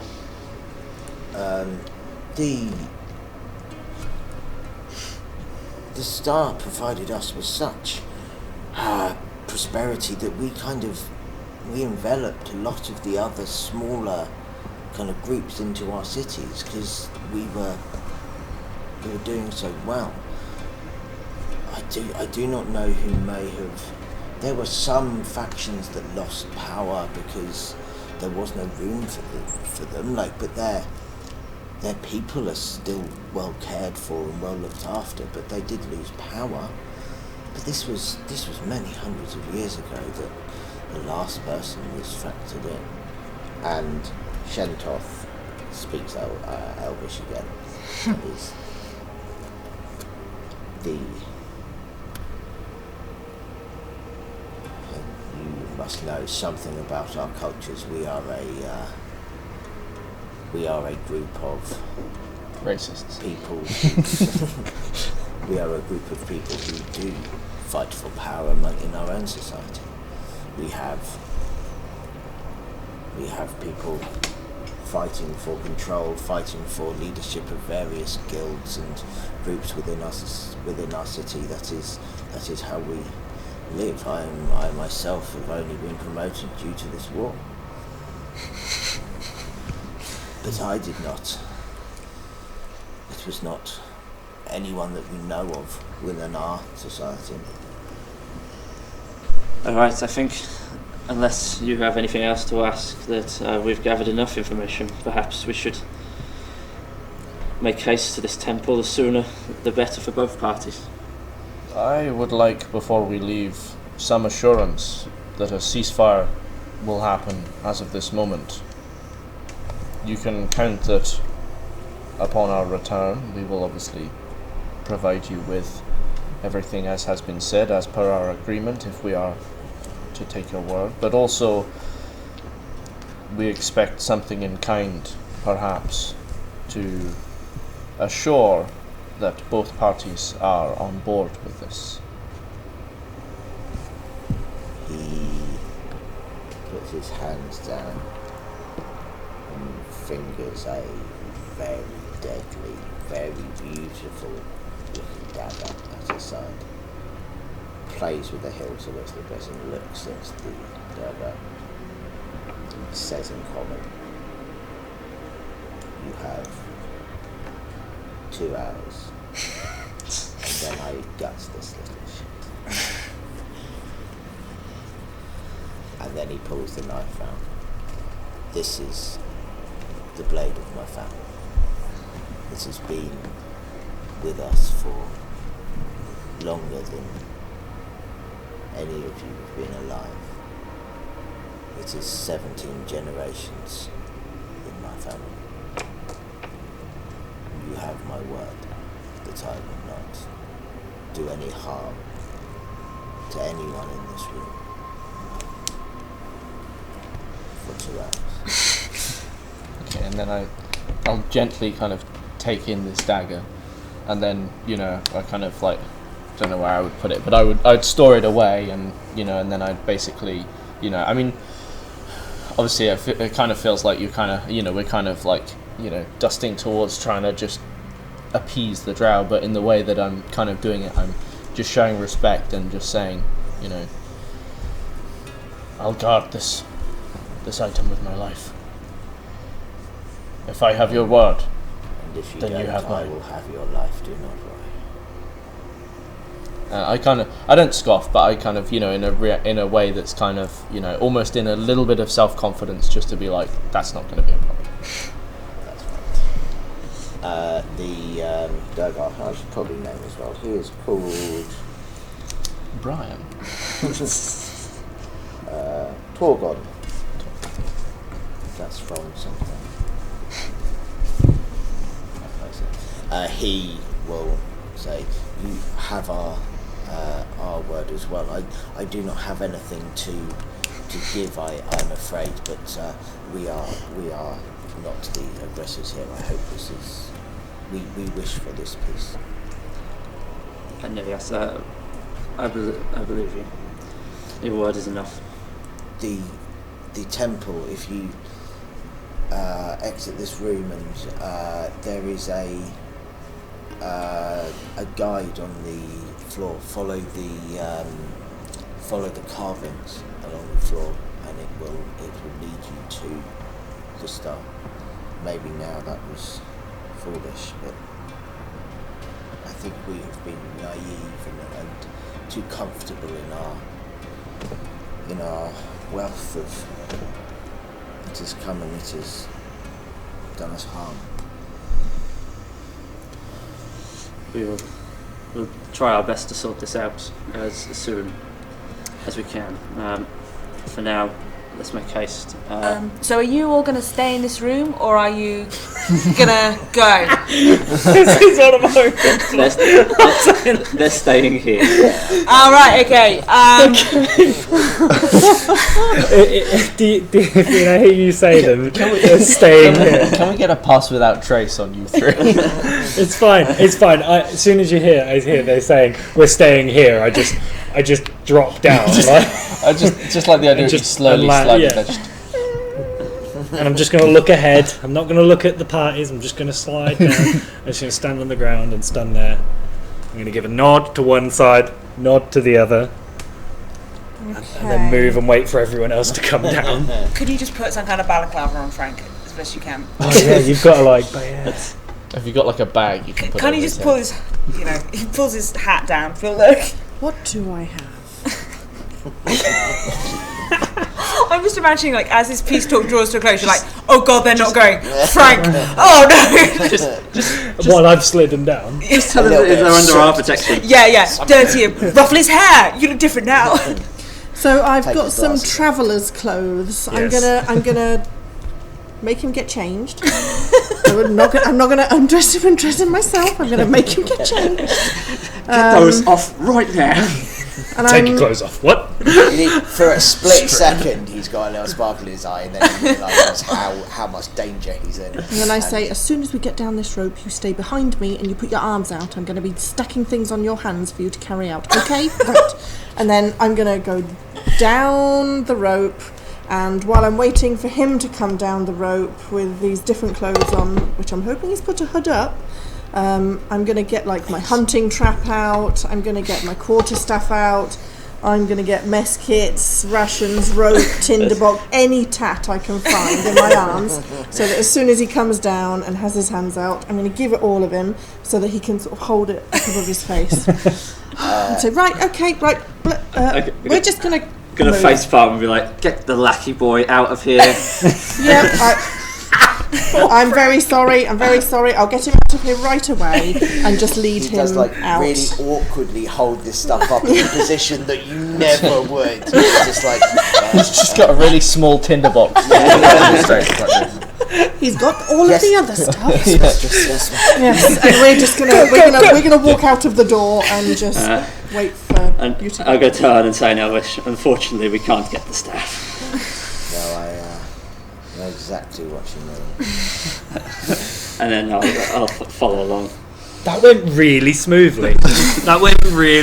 Guys. Those were some high persuasion. There's nothing you can do. Those were pretty low rolls. I've got a plus 13 to get like Plus 13. so they weren't exactly great rolls either. I mean, I think we all knew going into that basically, like, there was no way we're going to persuade those guys to just give up the ghost on fighting. I mean, the Drogar obviously they don't want to fight in the first place, but I think the Drow they're just going to take what they can get. Yeah. So, Why would we give up a fight we're winning? Like, yeah. So, yeah, I think it didn't dissolve into combat. That was successful. Yeah, that was successful. I'm impressed. Like you've avoided all three combats. Oh, which is fun. we did some fighting. We killed Frank's friend. Hell killed Frank's friend. Yeah, the Royal League. Which I feel a little bit guilty for now. Maybe I should have. We could have had two given him the opportunity to say what he was here for, make peace, leave. But clearly, Frank's friend was a bit of a dick. Like, maybe this guy was not a nice guy. Frank, yeah, that's it. It's now in the right group. He was like that with friend the who got him into his oath that I mercenary have, business. Once I have fired one at you, I am not going to stop until you're dead. We know it's not this my anyway. fault. Yeah. It's my bow's fault. Don't shoot at somebody if you're afraid to get shot. Yeah. I mean, That's a pretty good mantra to live It by. is, right? It is. Yes. Are we telling Frank this? This is Frank, you're not listening. Frank. on the walk to the temple. I could just imagine you walking into the living out your hands over his ears. Frank, lesson 1. And let's note, I have not taken my belongings back yet. Oh no! oh, Frank is just happy to be alive. Yeah. He's happy to be here. Like, I think he could probably he could read the room, like, you know, like 100%. He's starting to regret he wasn't turned into a dog. Is what happened. Yeah. And you know, it's like he suddenly like he did school, he left school, wanted to get some experience in the world, fell into the bad crowd, and now it's suddenly like he's found some cooler, older, more experienced people, and he's like, oh, good friends. Okay, so he's happy, he's fine. Yeah, sweet. So there's Until he like, finds out you're an assassin. I think so there's a Clearly a better one than him. there's lines on the floor with arrows saying "Temple this way." Like, It's not quite that, but it's like a decorated, celebrated thing. Okay. There was peace because of this artifact for so long. That's nice. That it was, you know, it was. Here it is. We're going to decorate the path to it. You like. It is, you know, ornate carving. It's not as like clear cut as arrows pointing to it, but it is clear that this is the way to our greatest treasure. But there was never any risk of it. No one wanted to steal it because everyone was benefiting from it. Can I? What does on the way? Talking to Frank. Has he learned about this artifact? Is there anything he can tell us about this artifact? it was around till 5 years ago, right? So It was missing though, wasn't it? It was the fact it was missing like 1,000 years ago, and then it's turned up, and then it's been hidden down here for. But must have been a pretty substantial element of his learning when he was studying history. So the old empire that did exist. How much detail do you want me to go? How much do I have to make up on the spot? All of it. No. I think just Frank tells us the whole story, and then we get to the temple, and then just Cool. you know, Yeah. But he knows stuff about it. is there anything essential we're going to need to know walking into a He says the temple legend- full of guardians? The legends say the guardians had a glowing weak spot in their neck, Yes. or not. If you hit there, you crit every time. I feel like I think during this conversation you just kind of zoom into Helga's brain, and Helga's just like imagining fighting a big stone thing, and she just zones out all the history that's happening, and then we. You know. There's just like Yeah. a monkey clashing. like the actual stories about the stone when it was in use on the surface. There was no temple to it. There was no this was a thing controlled by a family who ruled this land because of this artifact. There is nothing taught about what's happened underground because they didn't know it was there. So there's nothing pertinent that he knows, but he will happily talk about the irrelevant stuff. Just so pleased that somebody's finally asking about history. Yes. Yeah, I'll listen to some of it and, you know, try and take in some of it of like realising that actually what he's telling me isn't going to help me with the artifact itself and how to reclaim it. And But it's past the time on the journey. Yeah. so- Yeah. It's you're like half an hour walk away. It's quite a pleasant walk. You're not attacked by anything. okay, we've got an hour and a half Yeah. before that guy starts going on a blood spree. We've got to remember that. That guy, his 3 mates, and his 3 massive spiders. Yeah. Against 6, you think. You're completely weaponless guys. Who went there under, Yeah. a flag of truce. I think it's also common knowledge that Dugar can be invisible, though, isn't it? Yes. Okay. So Okay, there was 6. Okay, so yeah, okay. Oh no, I was going to say maybe we've got 2 hours and 5 minutes if they try and hide. So you get to, as you're getting closer and closer, the decorations become more and more ornate.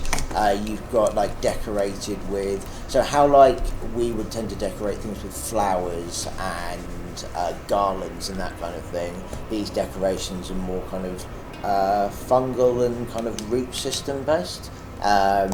Incredibly beautiful, like finely crafted. There's like filigree work going on. There's a lot of kind of, those of you that speak Undercommon would know, and Elvish. There's quite a lot of quite beautiful poetry written along the way. Frank has found a very dirty notepad and a tiny little stub of a pencil and kind of quickly jots down a few things as he goes. But you finally get to two very solid looking stone doors. They are 12 feet high, probably 10 feet wide. Again, incredibly ornately carved, and you were told that when you get to this point, this is the entry to the temple. In this room, beyond these doors, this is where most of the parties were that went to kind of get the stone. This is where they were defeated. Oh. So just behind these doors, we shall meet what I can't remember. Golems. 3 stone guardians. 3. Potentially. Can we take them? We hope so. It's the iron one that might be the trouble. Do we have to deal with him at the same time as the 3? Not that we're aware of. We believe he's deeper into the main room. But these stone golems are what have killed the drow trying to get in. Wow.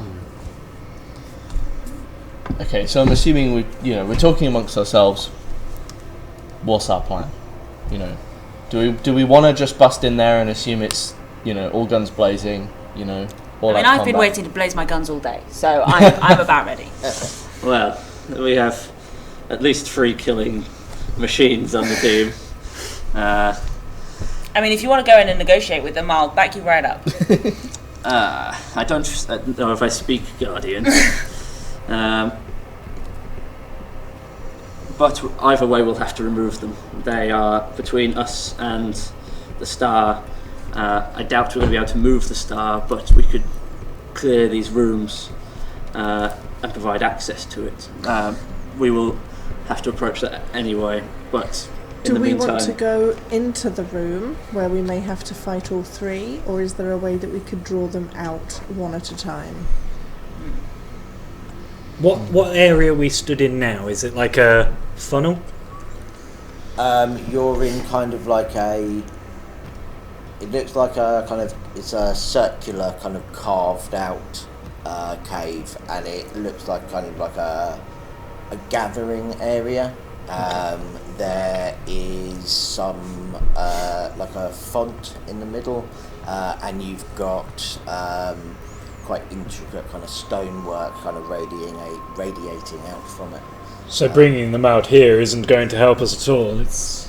No, but I think just one at once opposed to 3 at once. We can try the old make a loud noise and see if one of them comes to investigate trick. I don't know whether they're... depends on. I suppose it depends on how intelligent they are. What if we knock? Hello. Also, we don't know how they communicate. At least in there, the rooms, I believe, is bigger. 3 in a small space, especially if they all come out here, is not a wise option. Well, we could go for opening up the doors and trying to summon them through, not necessarily to bring them into this room specifically, but we could cast some kind of spell to hold them in place or to slow their movements. In the doorway? Yes. Yes. To funnel them through.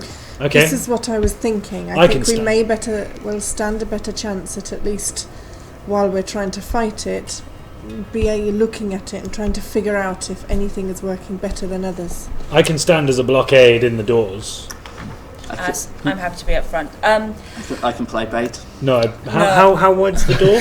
I'm going to be 10 at the foot back. wide.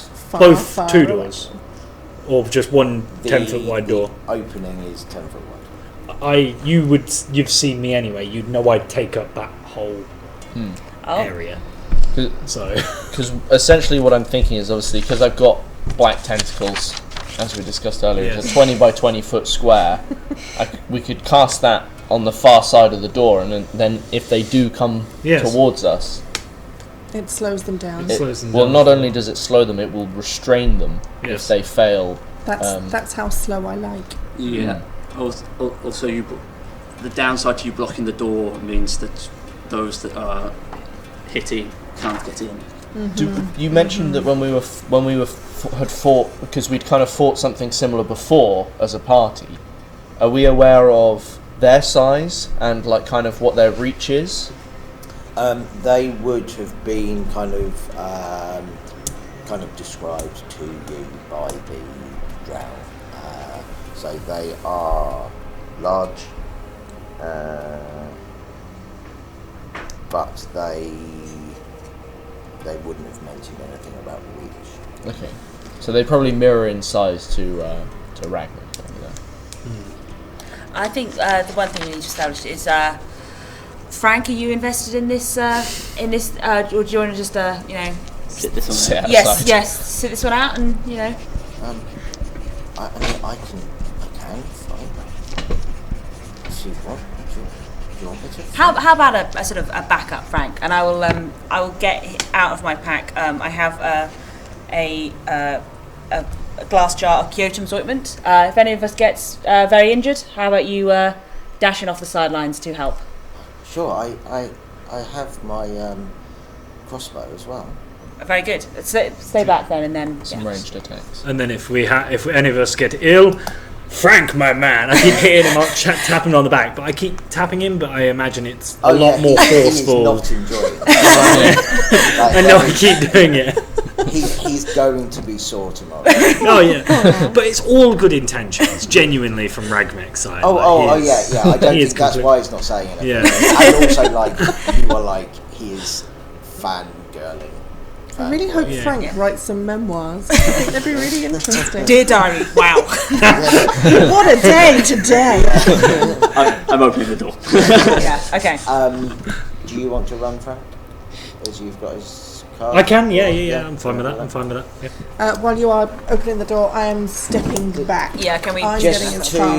clarify, you are opening the door and fighting between the two rooms. Is that your plan?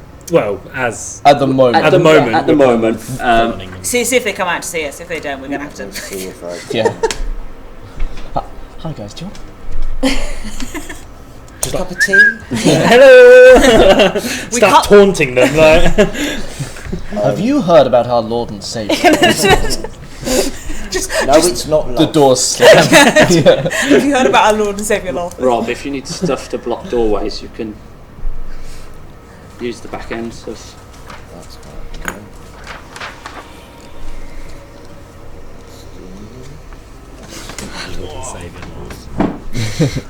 Brilliant.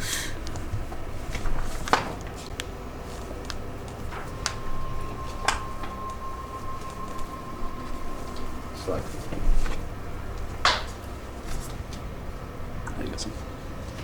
About 10 foot wide as well. it's not right in the middle, which irritates me. Let's do that. Where would you all like to be? I'll be up at the front, please. I'll probably be there. Yeah.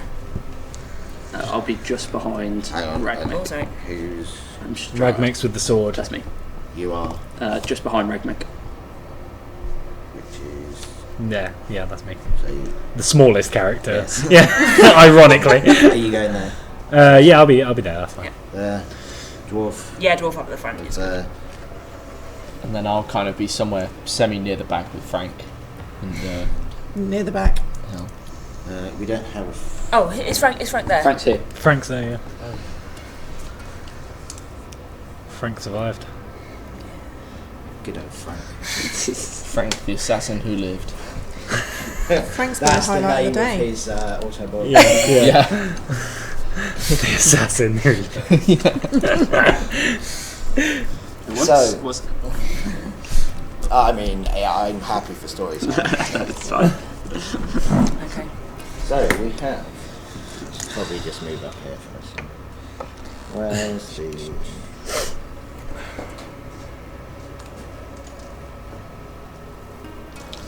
As you open the door, you immediately hear the grinding and moving of metal against itself. And as you look into the room, there are 3 big old guardians. Good to know. I like to think that Ragnak and I at the front have got a system of hand signals being like, which one? Same one at the same time? This one? Yeah. You would have established so, something. One of you just turns and goes, Me forward, you. Yes. That's right. My dog's entered the room. Frank looks up at that. Right. I'll take the left, you take the right. Which is exactly what the hang system Yeah. said anyway. Dun, dun, dun, dun.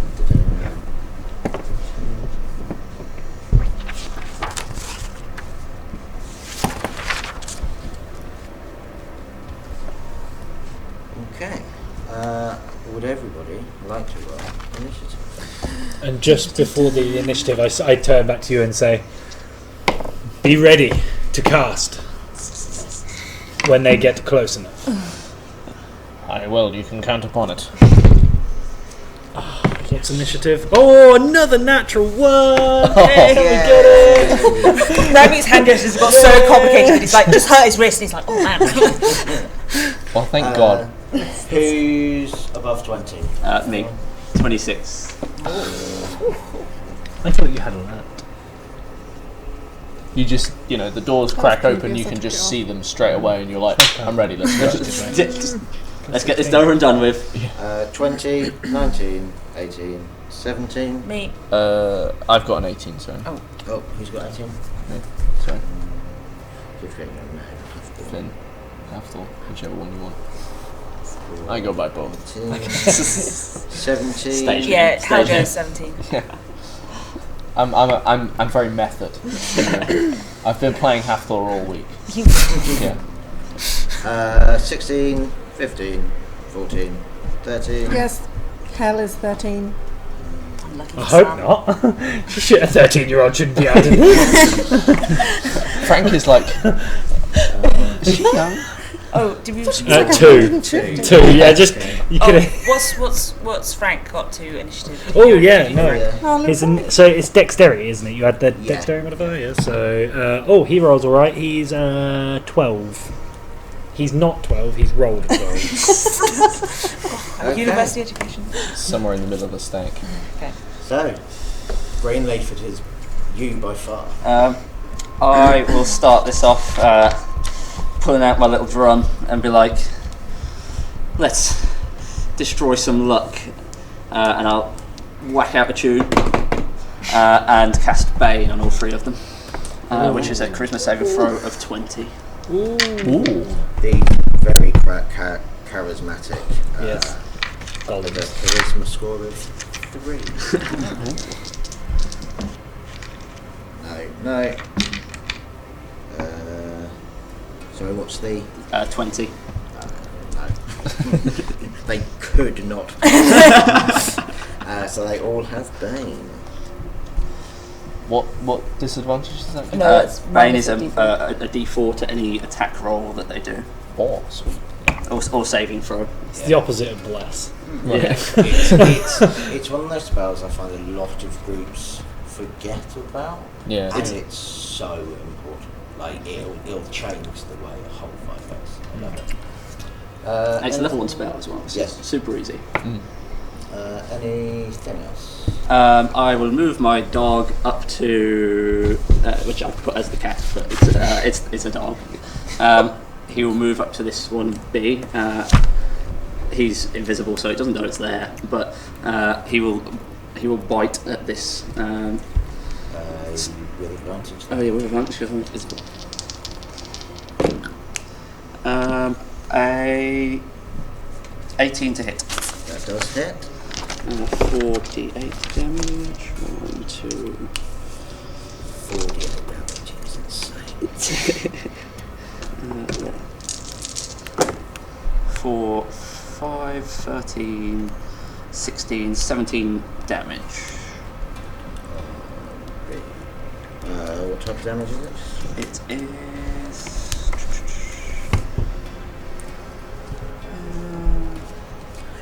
If it's a bite, it's actually a big Piercing damage. That's fine. Lovely. Half-ball. You're done. Right. How far are they away from the opening in the door? About 5 feet, is it? I don't know. 10. 20. 20, okay.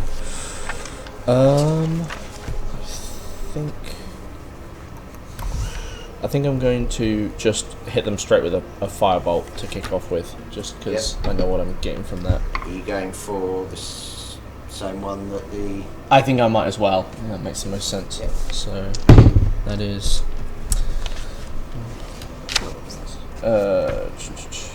that is a 16. I'm afraid that misses. The firebolt just goes under its arm. Right. Cool. Any bonus actions? You check.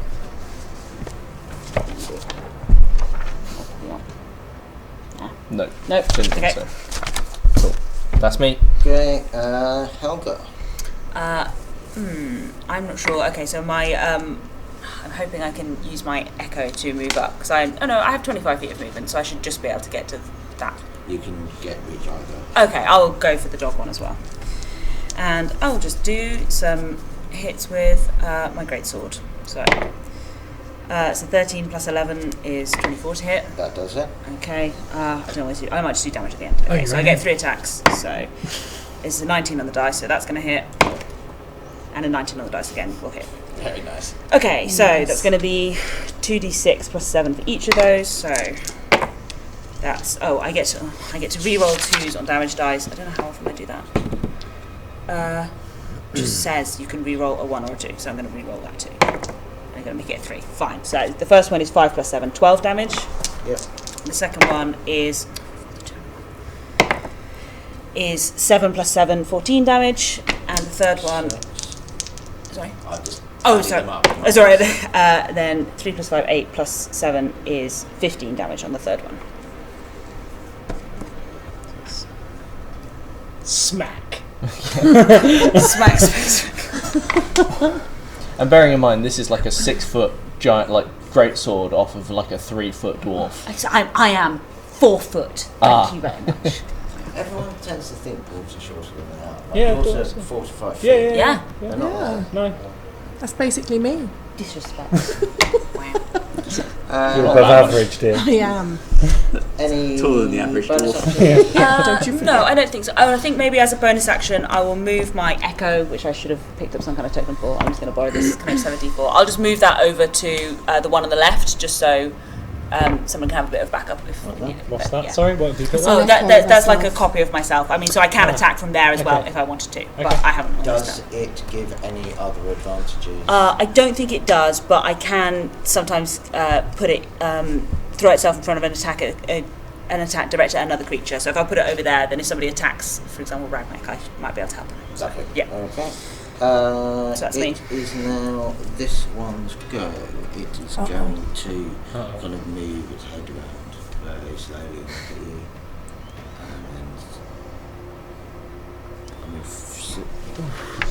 And lumber. That's what lumber forward. And it is going to swing first one fist and the other fist at you. We have a 21 to hit. And Just hits, minus yeah. 4 because of Bane. Oh, minus D4. So it's not going to hit. I rolled it, but you can roll it if you like. Yeah, alternates makes sense of all together. So that first attack because of bang. Yeah. Ooh. Oh. And that is a -3. No. Yeah. So yeah, the first one kind of Bang change. swings just next to you but hits the floor, and the other one is just like this wild swing. Yeah, I think maybe like goes off for somebody like 6 feet tall, and I'm just there like, what are you? We're then to hell. Okay, so I am from where I am. Can I see the one on that far side? You can indeed. Yeah, that one. B. And I am going to aim at I'd that say guy. it's going to be in partial combat. If I move myself. You've got sharpshooter. Yeah. Yes, so I ignore it. It doesn't mean anything to you. So yes, I'm going to be shooting with sharpshooter.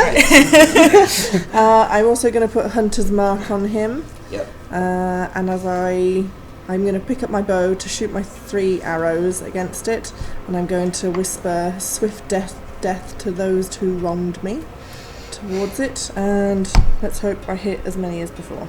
I'll roll all the hits first. Yeah, that's fine. So that's a 15. This is fine. Miss. Oh gosh. And then a 17. That does it. That does hit. Ugh. And then a 3. So, with my Stalker's Fury, on each turn when I miss an attack with a weapon, you can make another weapon attack as part of the same action. So I'd like to re-roll that 3, which gives me a 9. Oh, it's still only a 14. Elven. Doesn't hit. No, because I had to have had advantage on the first place for Elven to come into play, so don't panic. So we're just dealing with 1. That makes my life easier. So, firstly, it'll be the 1d8 plus 16, so 20 points of damage from that element. Then from the Oath Bow, there will be 11 points of damage. And then from Hunter's Mark, there will be 4 points of damage. 35 damage. Roll with advantage against your enemy. Hmm? Don't roll with advantage against your enemy. Crud. Crud. But still, 1 out of 3 ain't bad. It is. If it had blood, you imagine it may be blooded. Oh, that makes me feel happy inside. Very dusty. Yeah, there's a lot of like kind of Some strange iron filings. sparks. Lovely. It is now that one's go. It is completely kind of I duck down. it's kind of void of emotion, right? It is a construct. It is going to go for the only target it can see. Your boy. I hope you be It tanky. is a crit and a 22. And I am afraid. with your D4. With the D4. Hold on. Look at his old panicking going, What's do the rule something. for Bane and Gotta be crits? something. I mean, I don't think that's. I don't think it matters. I think What- I think a crit is a crit. Yeah, but, that's what I think as well. uh, That is a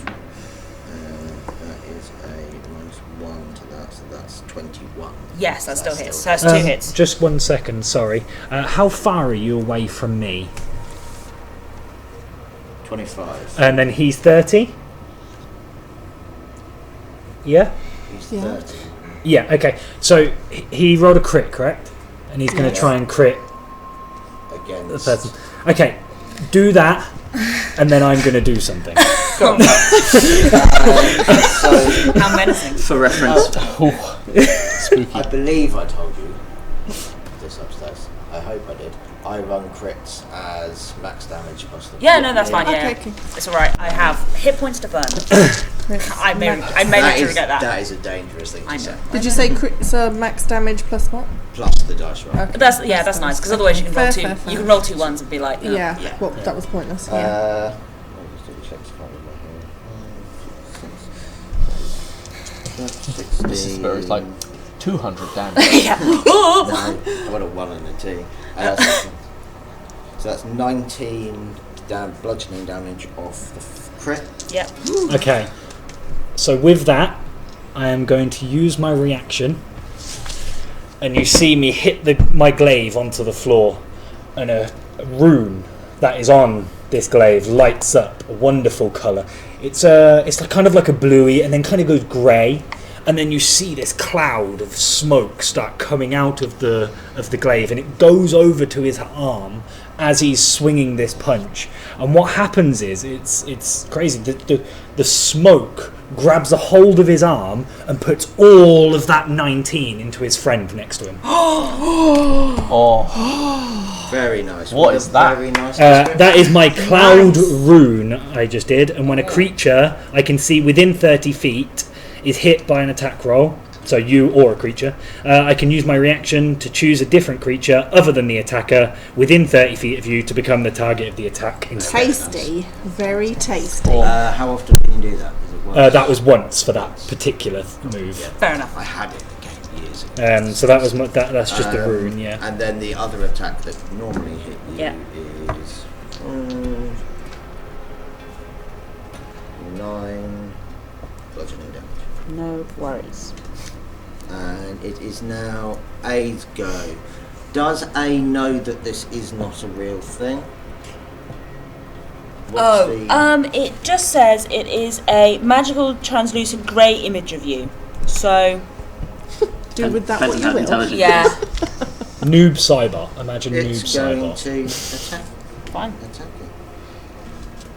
it. It has AC of 18 and only 1 hit point, so if it gets hit, it's gone. But if it's... that And it's still under Bane. Go. So that's a 24. That's Yeah. a hit anyway. No, So it's yeah. going to hit. And then it's dead because there's no. Yeah, one no, HP. that's fine. Hit it. No, that's fine. No worries. I can get it back very easily, and it is 1 hit that didn't go to me. So good with that. I mean, it's very hard when there's one person at the front of the fight. I'm trying. Oh no! No. Look, trust. I am built. I'm built to be the front. I'm really trying.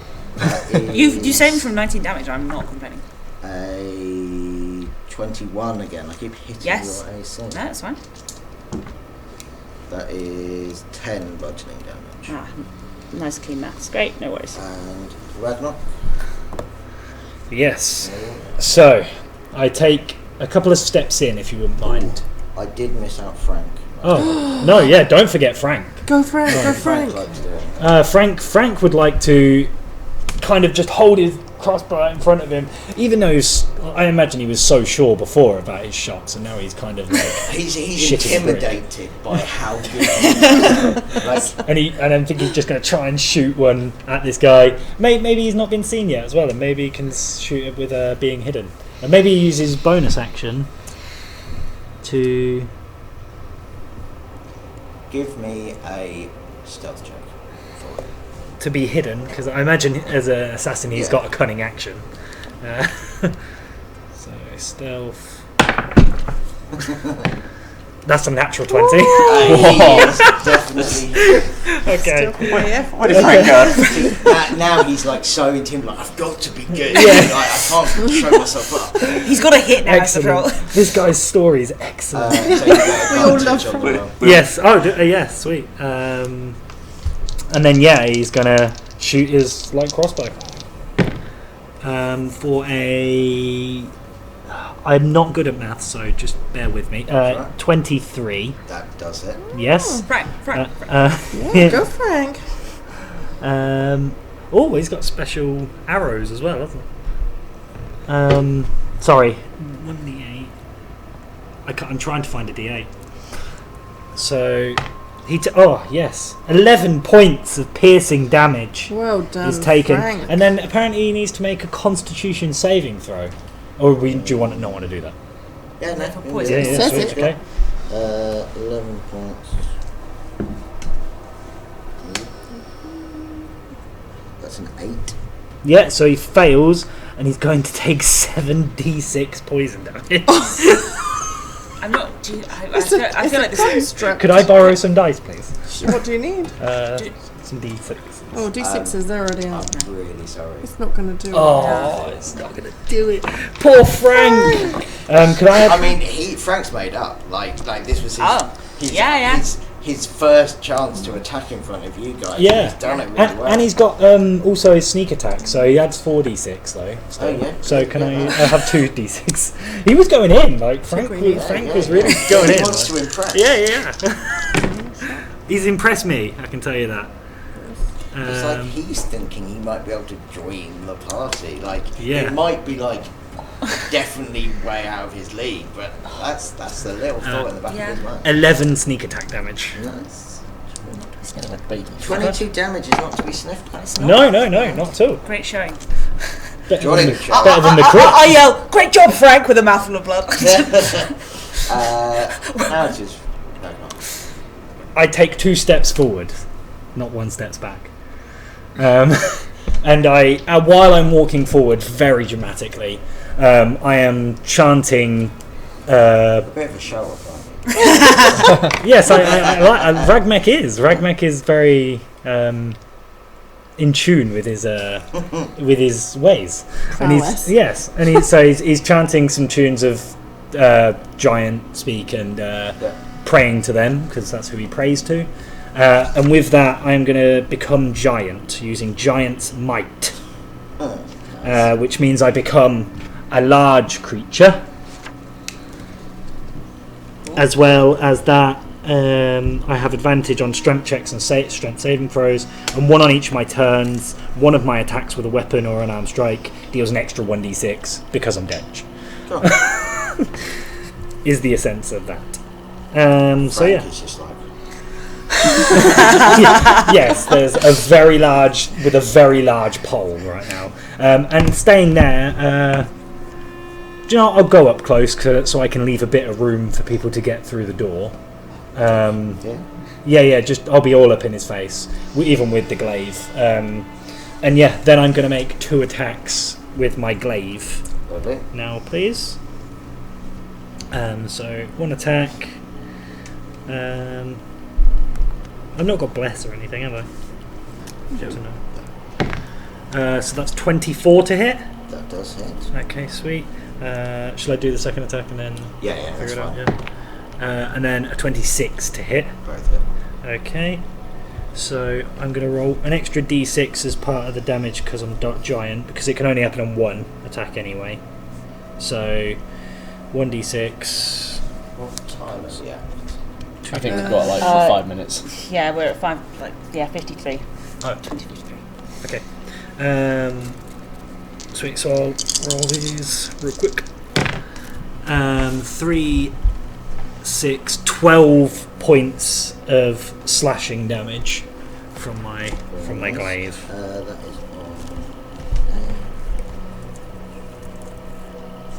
on. And with that as well, I might as well use my runes. I'm going to cast my fire rune as it hits him, in which it will take an extra 2d6 fire damage at first, so 4 damage, and then it must succeed on a strength saving throw. So what damage was it? It was 4 fire damage. 4 fire. Yeah, and then he needs to make a strength saving throw, please. 15. 15 meets it, so he beats it. So you see, like, flame shackles try and come up and shackle him down, and he just bangs out of them. Yeah, Nice. he's too strong for me. So because an iron golem from the other room has heard what is happening. Oh no. And you see him coming into the front.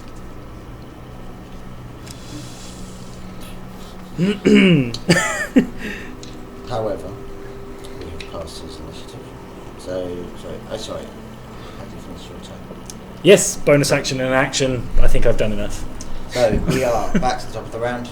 Greenleaf, you would be aware that this iron golem has entered the room. Yeah, okay.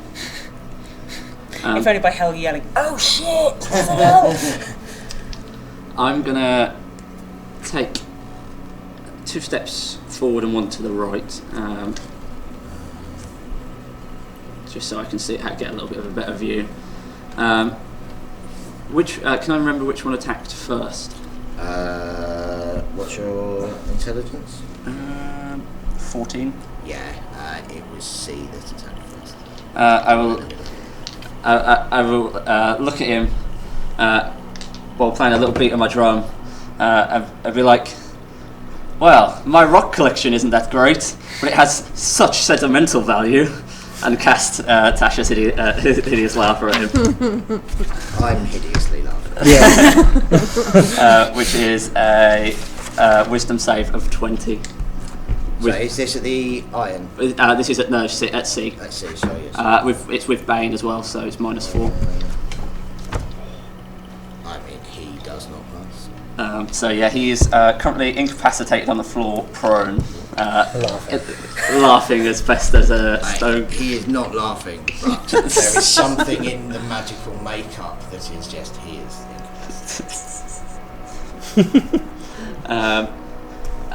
And with that, my dog will go all the way around. Yeah, that's fine. That's manageable. And take a bite at him. Yep. Advantage is strong. With a 23 to hit. Does it? Good doggo. 4d8,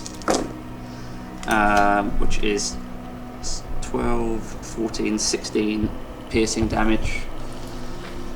It can make the wisdom save again, but it still has got Bane on it, so unless it can roll above a 20, then it's an automatic fail.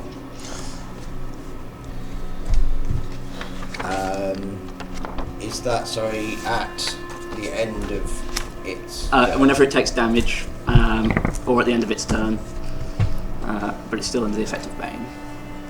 Yeah, it's got to roll an natural 20. Can't get out of it any other way. Huffball.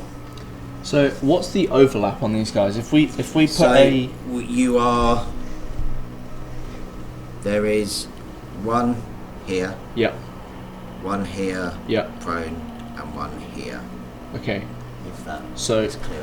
what I want to do is on those with a line in front of Helga, there should be like 10 feet either side, so it should be 20 feet wide and 20 feet back. There should be a square that all three of them overlap, There right? is indeed, yeah. Yeah. So I want to cast black tentacles into that 20 foot by 20 foot square. Yep.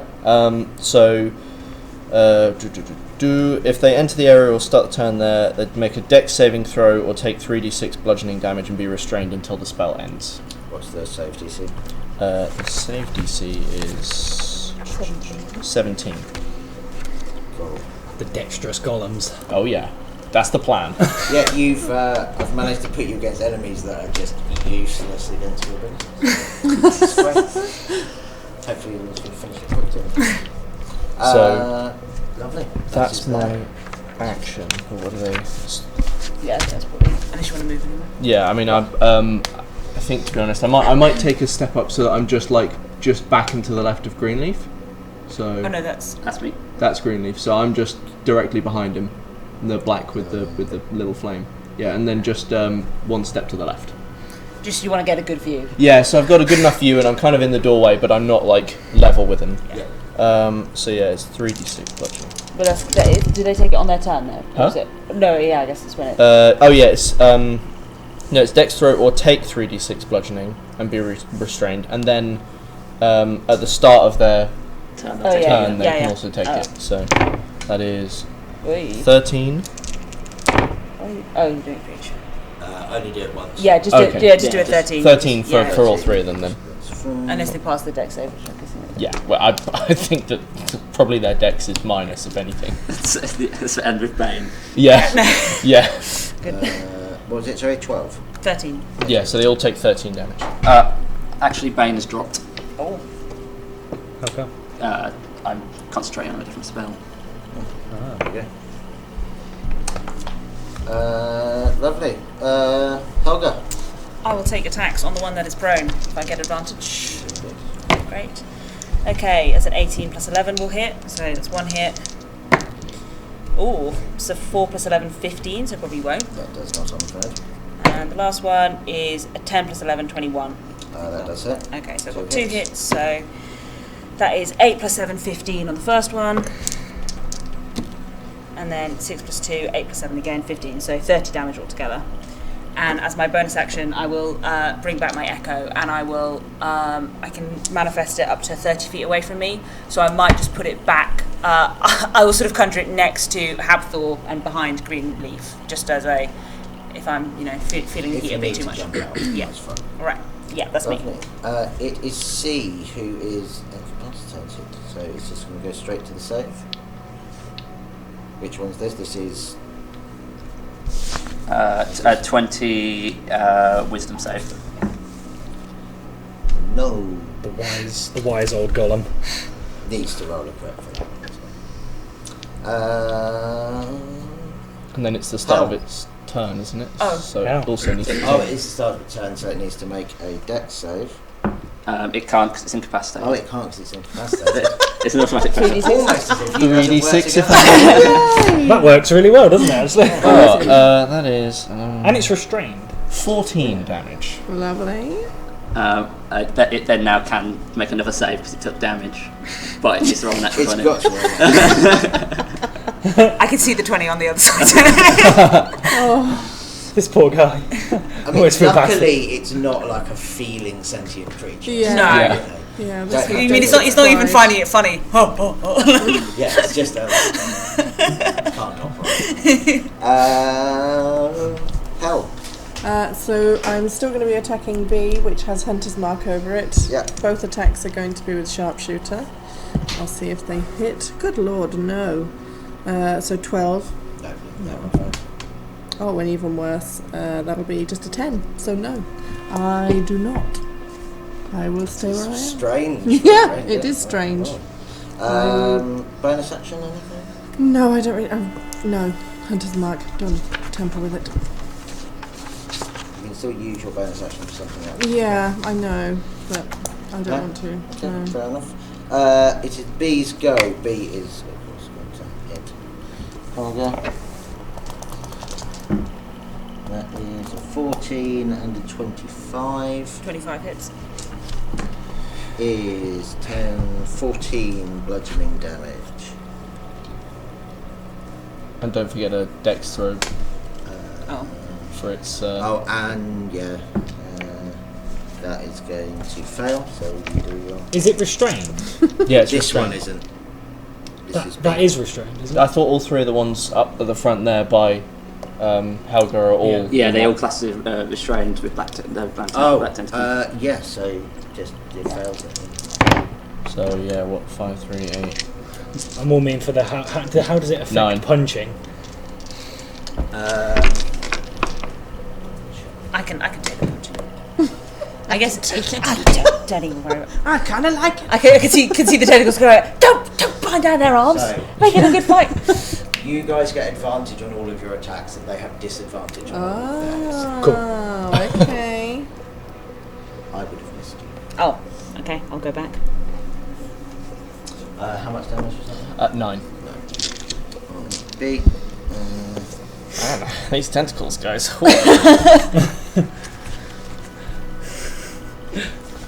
It is looking very worse for wear. In fact, both B and C are looking like, there are kind of, one of the arms is kind of pulled out a bit too far. There is like cracking in the metal. They are not doing very well. It's going to be your blooming dog that takes that as well.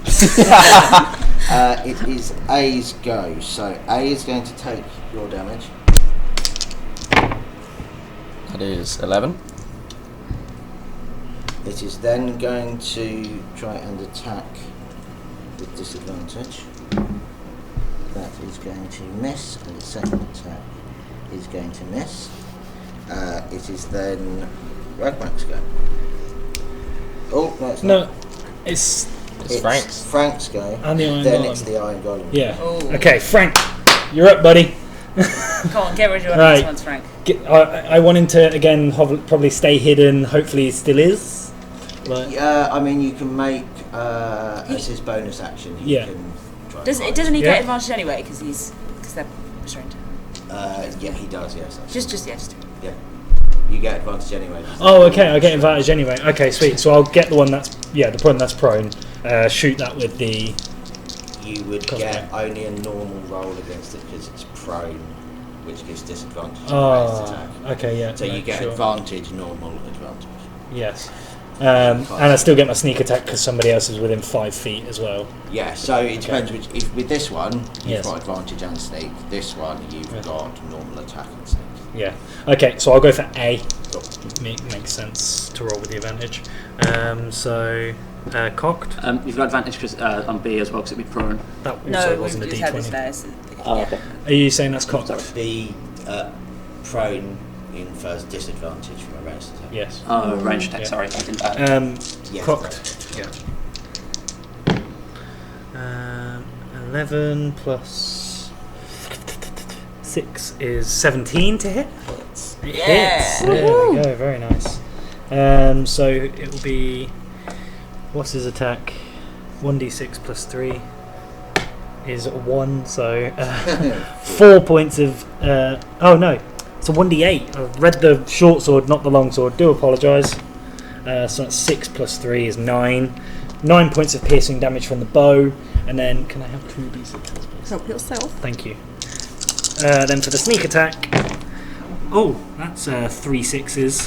Whoa! So Come on, Frank. 6, 12, 18, 21. Bloody hell. Wow, Frank is hitting. Yeah, but it actually turns out when Frank's not trying to like crouch underneath something, his aim is just incredible.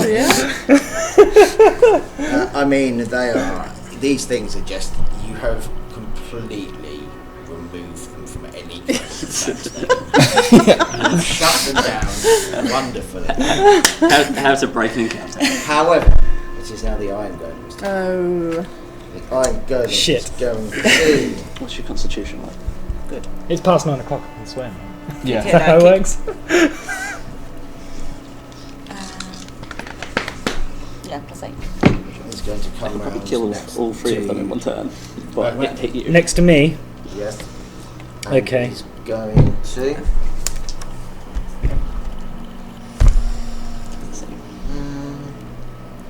It's going to do a sword attack first. That is a 31. To hit. Yeah. Let me just check. Yes. Oh. This is gonna suck. So sorry for being late. So it's AC is 31. No, what? Is No, that what you said? it just no, hit the me. hit. Oh, he hit you. The hit was 31, yeah. Sorry, I thought you were hitting it. No, in which no. case I was like, Ooh. whoa. Yeah. If it has that as a... That is 31 slashing damage. Okay, I have some things, I think. I was expecting something. That's reduced by 3. Is it a non-magical weapon? It is a non-magical. Okay, so reduce that by 3, please. Because I'm a heavy armor I can't master. remember what I said it was. 20. So it was 31, so now it's 28. Okay, I'm just going to see if I do have anything else, because just what it is. I'm sorry. While I'm waiting, he's going to try and take you away. Yeah, sure. That is a 23. That will. What was the first damage? Sorry. 28. 28. Yeah. So I'll take that. And then there's another one quickly following on. Yeah. I'll be alright. I'm rolling nice for damage. 28.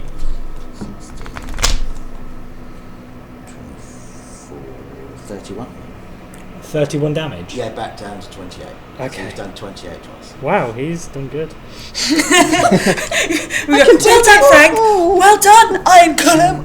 Okay. Can I ask though, does he end his turn now? He now does indeed enter. Okay, now I have something for him. Right, I once again smack down my glaive. I love my glaive. And another rune lights up. And can he make a wisdom saving throw for me, please? Or she, I don't know what the construct is. Oh, that's an 18. Fudge. Oh. Fudge. Okay. My stone looks almost charming, but unfortunately it saw through and it did not become charmed. Was it actually like another sexy My doll? stone, it becomes charmed and it has speed of 0 and it's incapacitated. Yeah. You But guys would probably know that constructs can't be charmed. Oh, That's a thing that I like it. You do it, then you go. These guys are definitely immune to charm. That would have worked. You're like, okay. So shall I? I'll still knock it off. I'll see it because I didn't know. So sure. Cool. It is Max go now. It is my go. Right, I'm going to turn to this one because I think I need to deal with the big guy. So I am going to, as my bonus action, because this guy's actually a bit scary, I'm just going to cast Shield of Faith onto myself, gaining +2 AC. Yep. So that's my bonus action. And then, as my action, I'm going to make 2 glaive attacks. Oh wow, they're both terrible. 14 on one, and a unnatural 20 on the other one. That one hits. That one does hit. Okay, that's cool. Because I'm giant, I get 1d6 on one of the attacks. 1d10.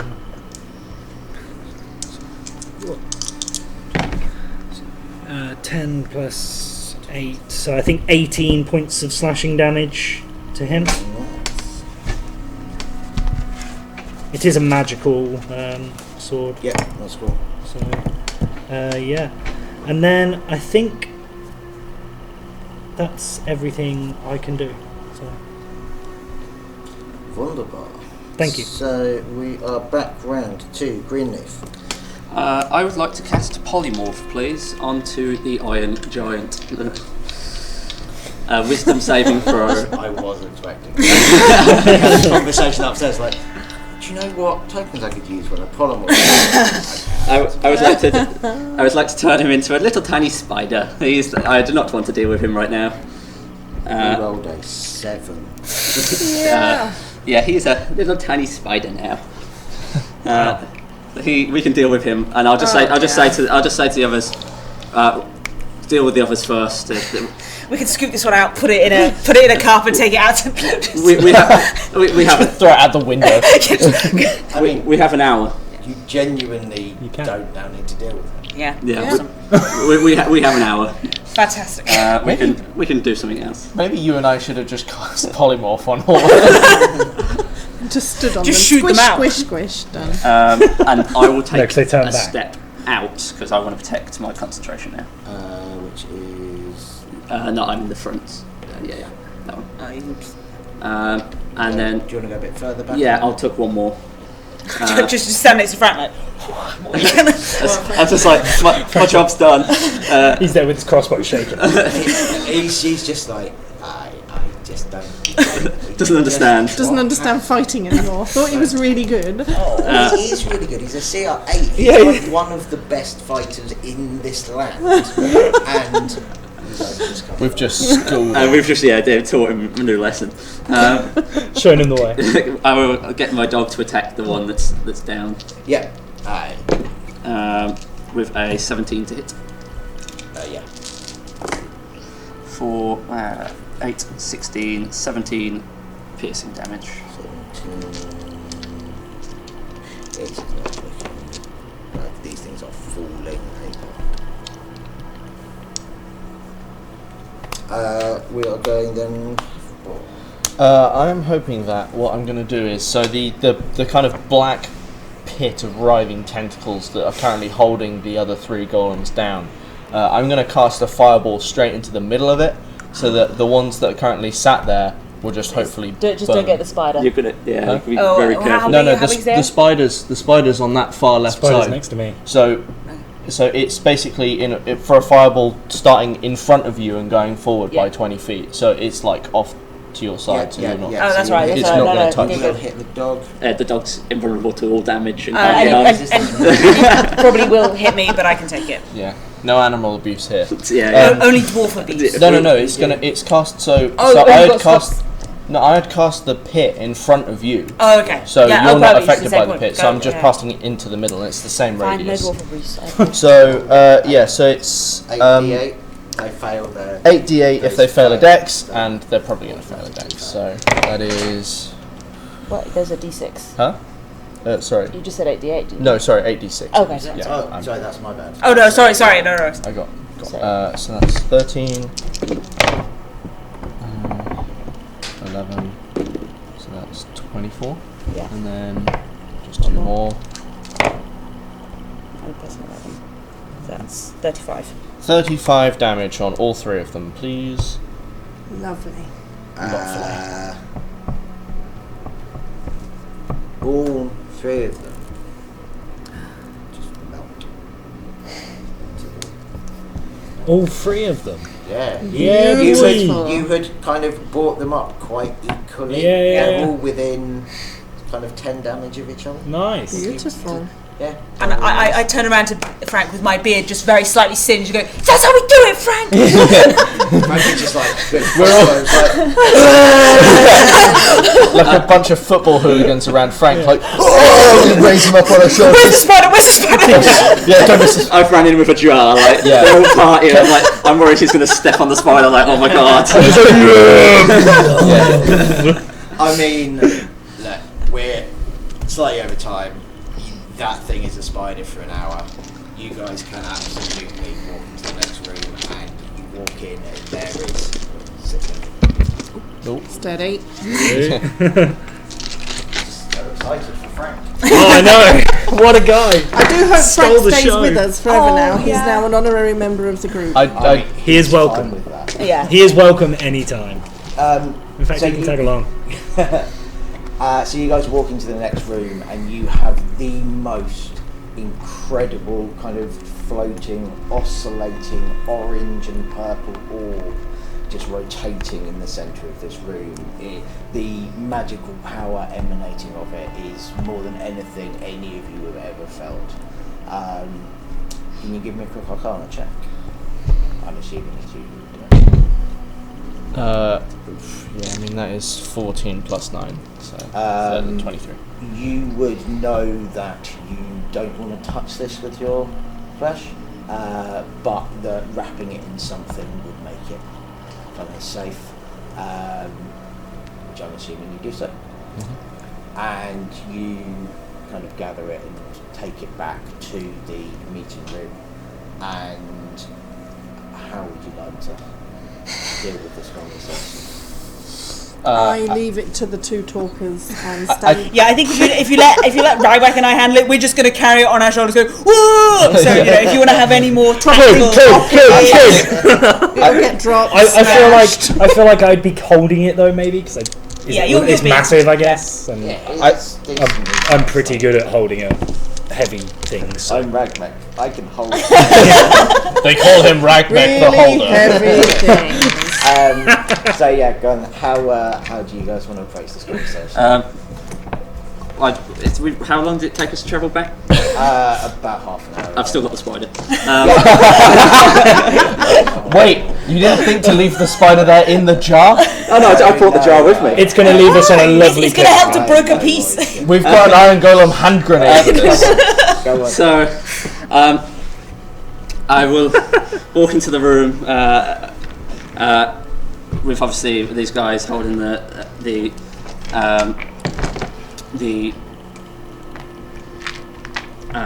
orb and the star, and be like, we've returned. We've kept our side of the bargain.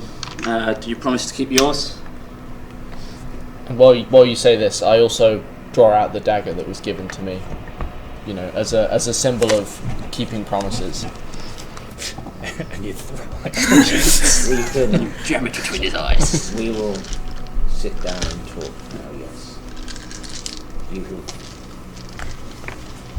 He looks so messy. We will have peace talks. We will cease all hostilities if this star is brought back under the control of both of our groups, and there is reparations made for our losses in this war, then we will agree. I'm sure between you guys you can arrange to come to terms. We could also if you wanted these talks to be mediated, we could arrange for that. I understand you may not want surface dwellers meddling with your plans, but at least it could make steps towards all three communities working together. Torgon at this point kind of just goes, I believe that the Durgar would support that idea. You have returned the star, and that gives you some authority. And with the Drow, you will talk to those in charge and arrange for this to be done. I will go and talk to our queen, and I will go to the temple. I will go and do so now, if that is what is desired of me. He is seething under the surface, and you kind of get the impression he is not saying more because he knows he will kind of be, if he goes back to his people and be like, well, they brought it back but we killed them all, he would get in trouble, but that's the only reason he is doing it. And a token of my thanks to your people, I will present him the spider. No. Love it. Do you explain to him what it is? Oh no! They adore a drow. It's their religion. Yes. They Spiders adore are their spiders. thing, like Yeah. spider Yeah. He will not turn down this gift. No, okay, yeah. I'm so pleased we brought this bard as an impartial negotiator. But I mean, I have to say though, you know, if you offer him a spider, number one, that would look great. But also, you turn around and you're like, yeah, we fought all these golems, and like we still had enough time to grab a spider. It was at risk in the temple, so it's best kept safe by your people. You clearly have skill as a negotiator. I will take Spider this gift regular. to my queen. And I think we're just going to leave it. We've gone out of the Underdark. Well done, Callum. And we're- Great idea. We're leaving.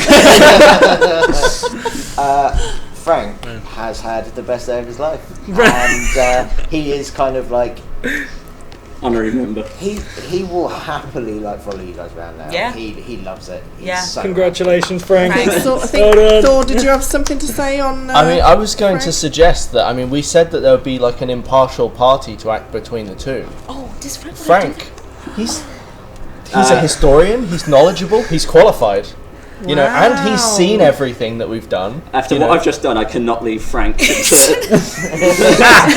need to go. Conscience, I You cannot may leave have Frank. solved the war and then restarted it. Yeah. All in one moment. They won't blame the Drow, they would now blame the surface. That is true. Fantastic. well we started done. a war between them. At least they're united on some front. Although I definitely just murdered a queen. But it's good, it means Frank gets Well to done. come with us. Yes, Yeah. come with us, Yeah. Frank. I thoroughly enjoyed that. I think that was excellent. That was Really amazing. good. Frank needs a new identity, a new job. Thank He's going in the witness protection program. Yes, he is. Thank you so much for that. Yeah. Yeah. Oh, Yeah, this is thank awesome. you very much. Frank was excellent. Yeah. Thank you for him showing Yeah, up. for sure. Oh, I love games like that. That was very Yeah, very good awesome fun. stuff. Okay. Thank you very much, guys. All right. Thank you very you. much. Thank you. And with that, we shall recess.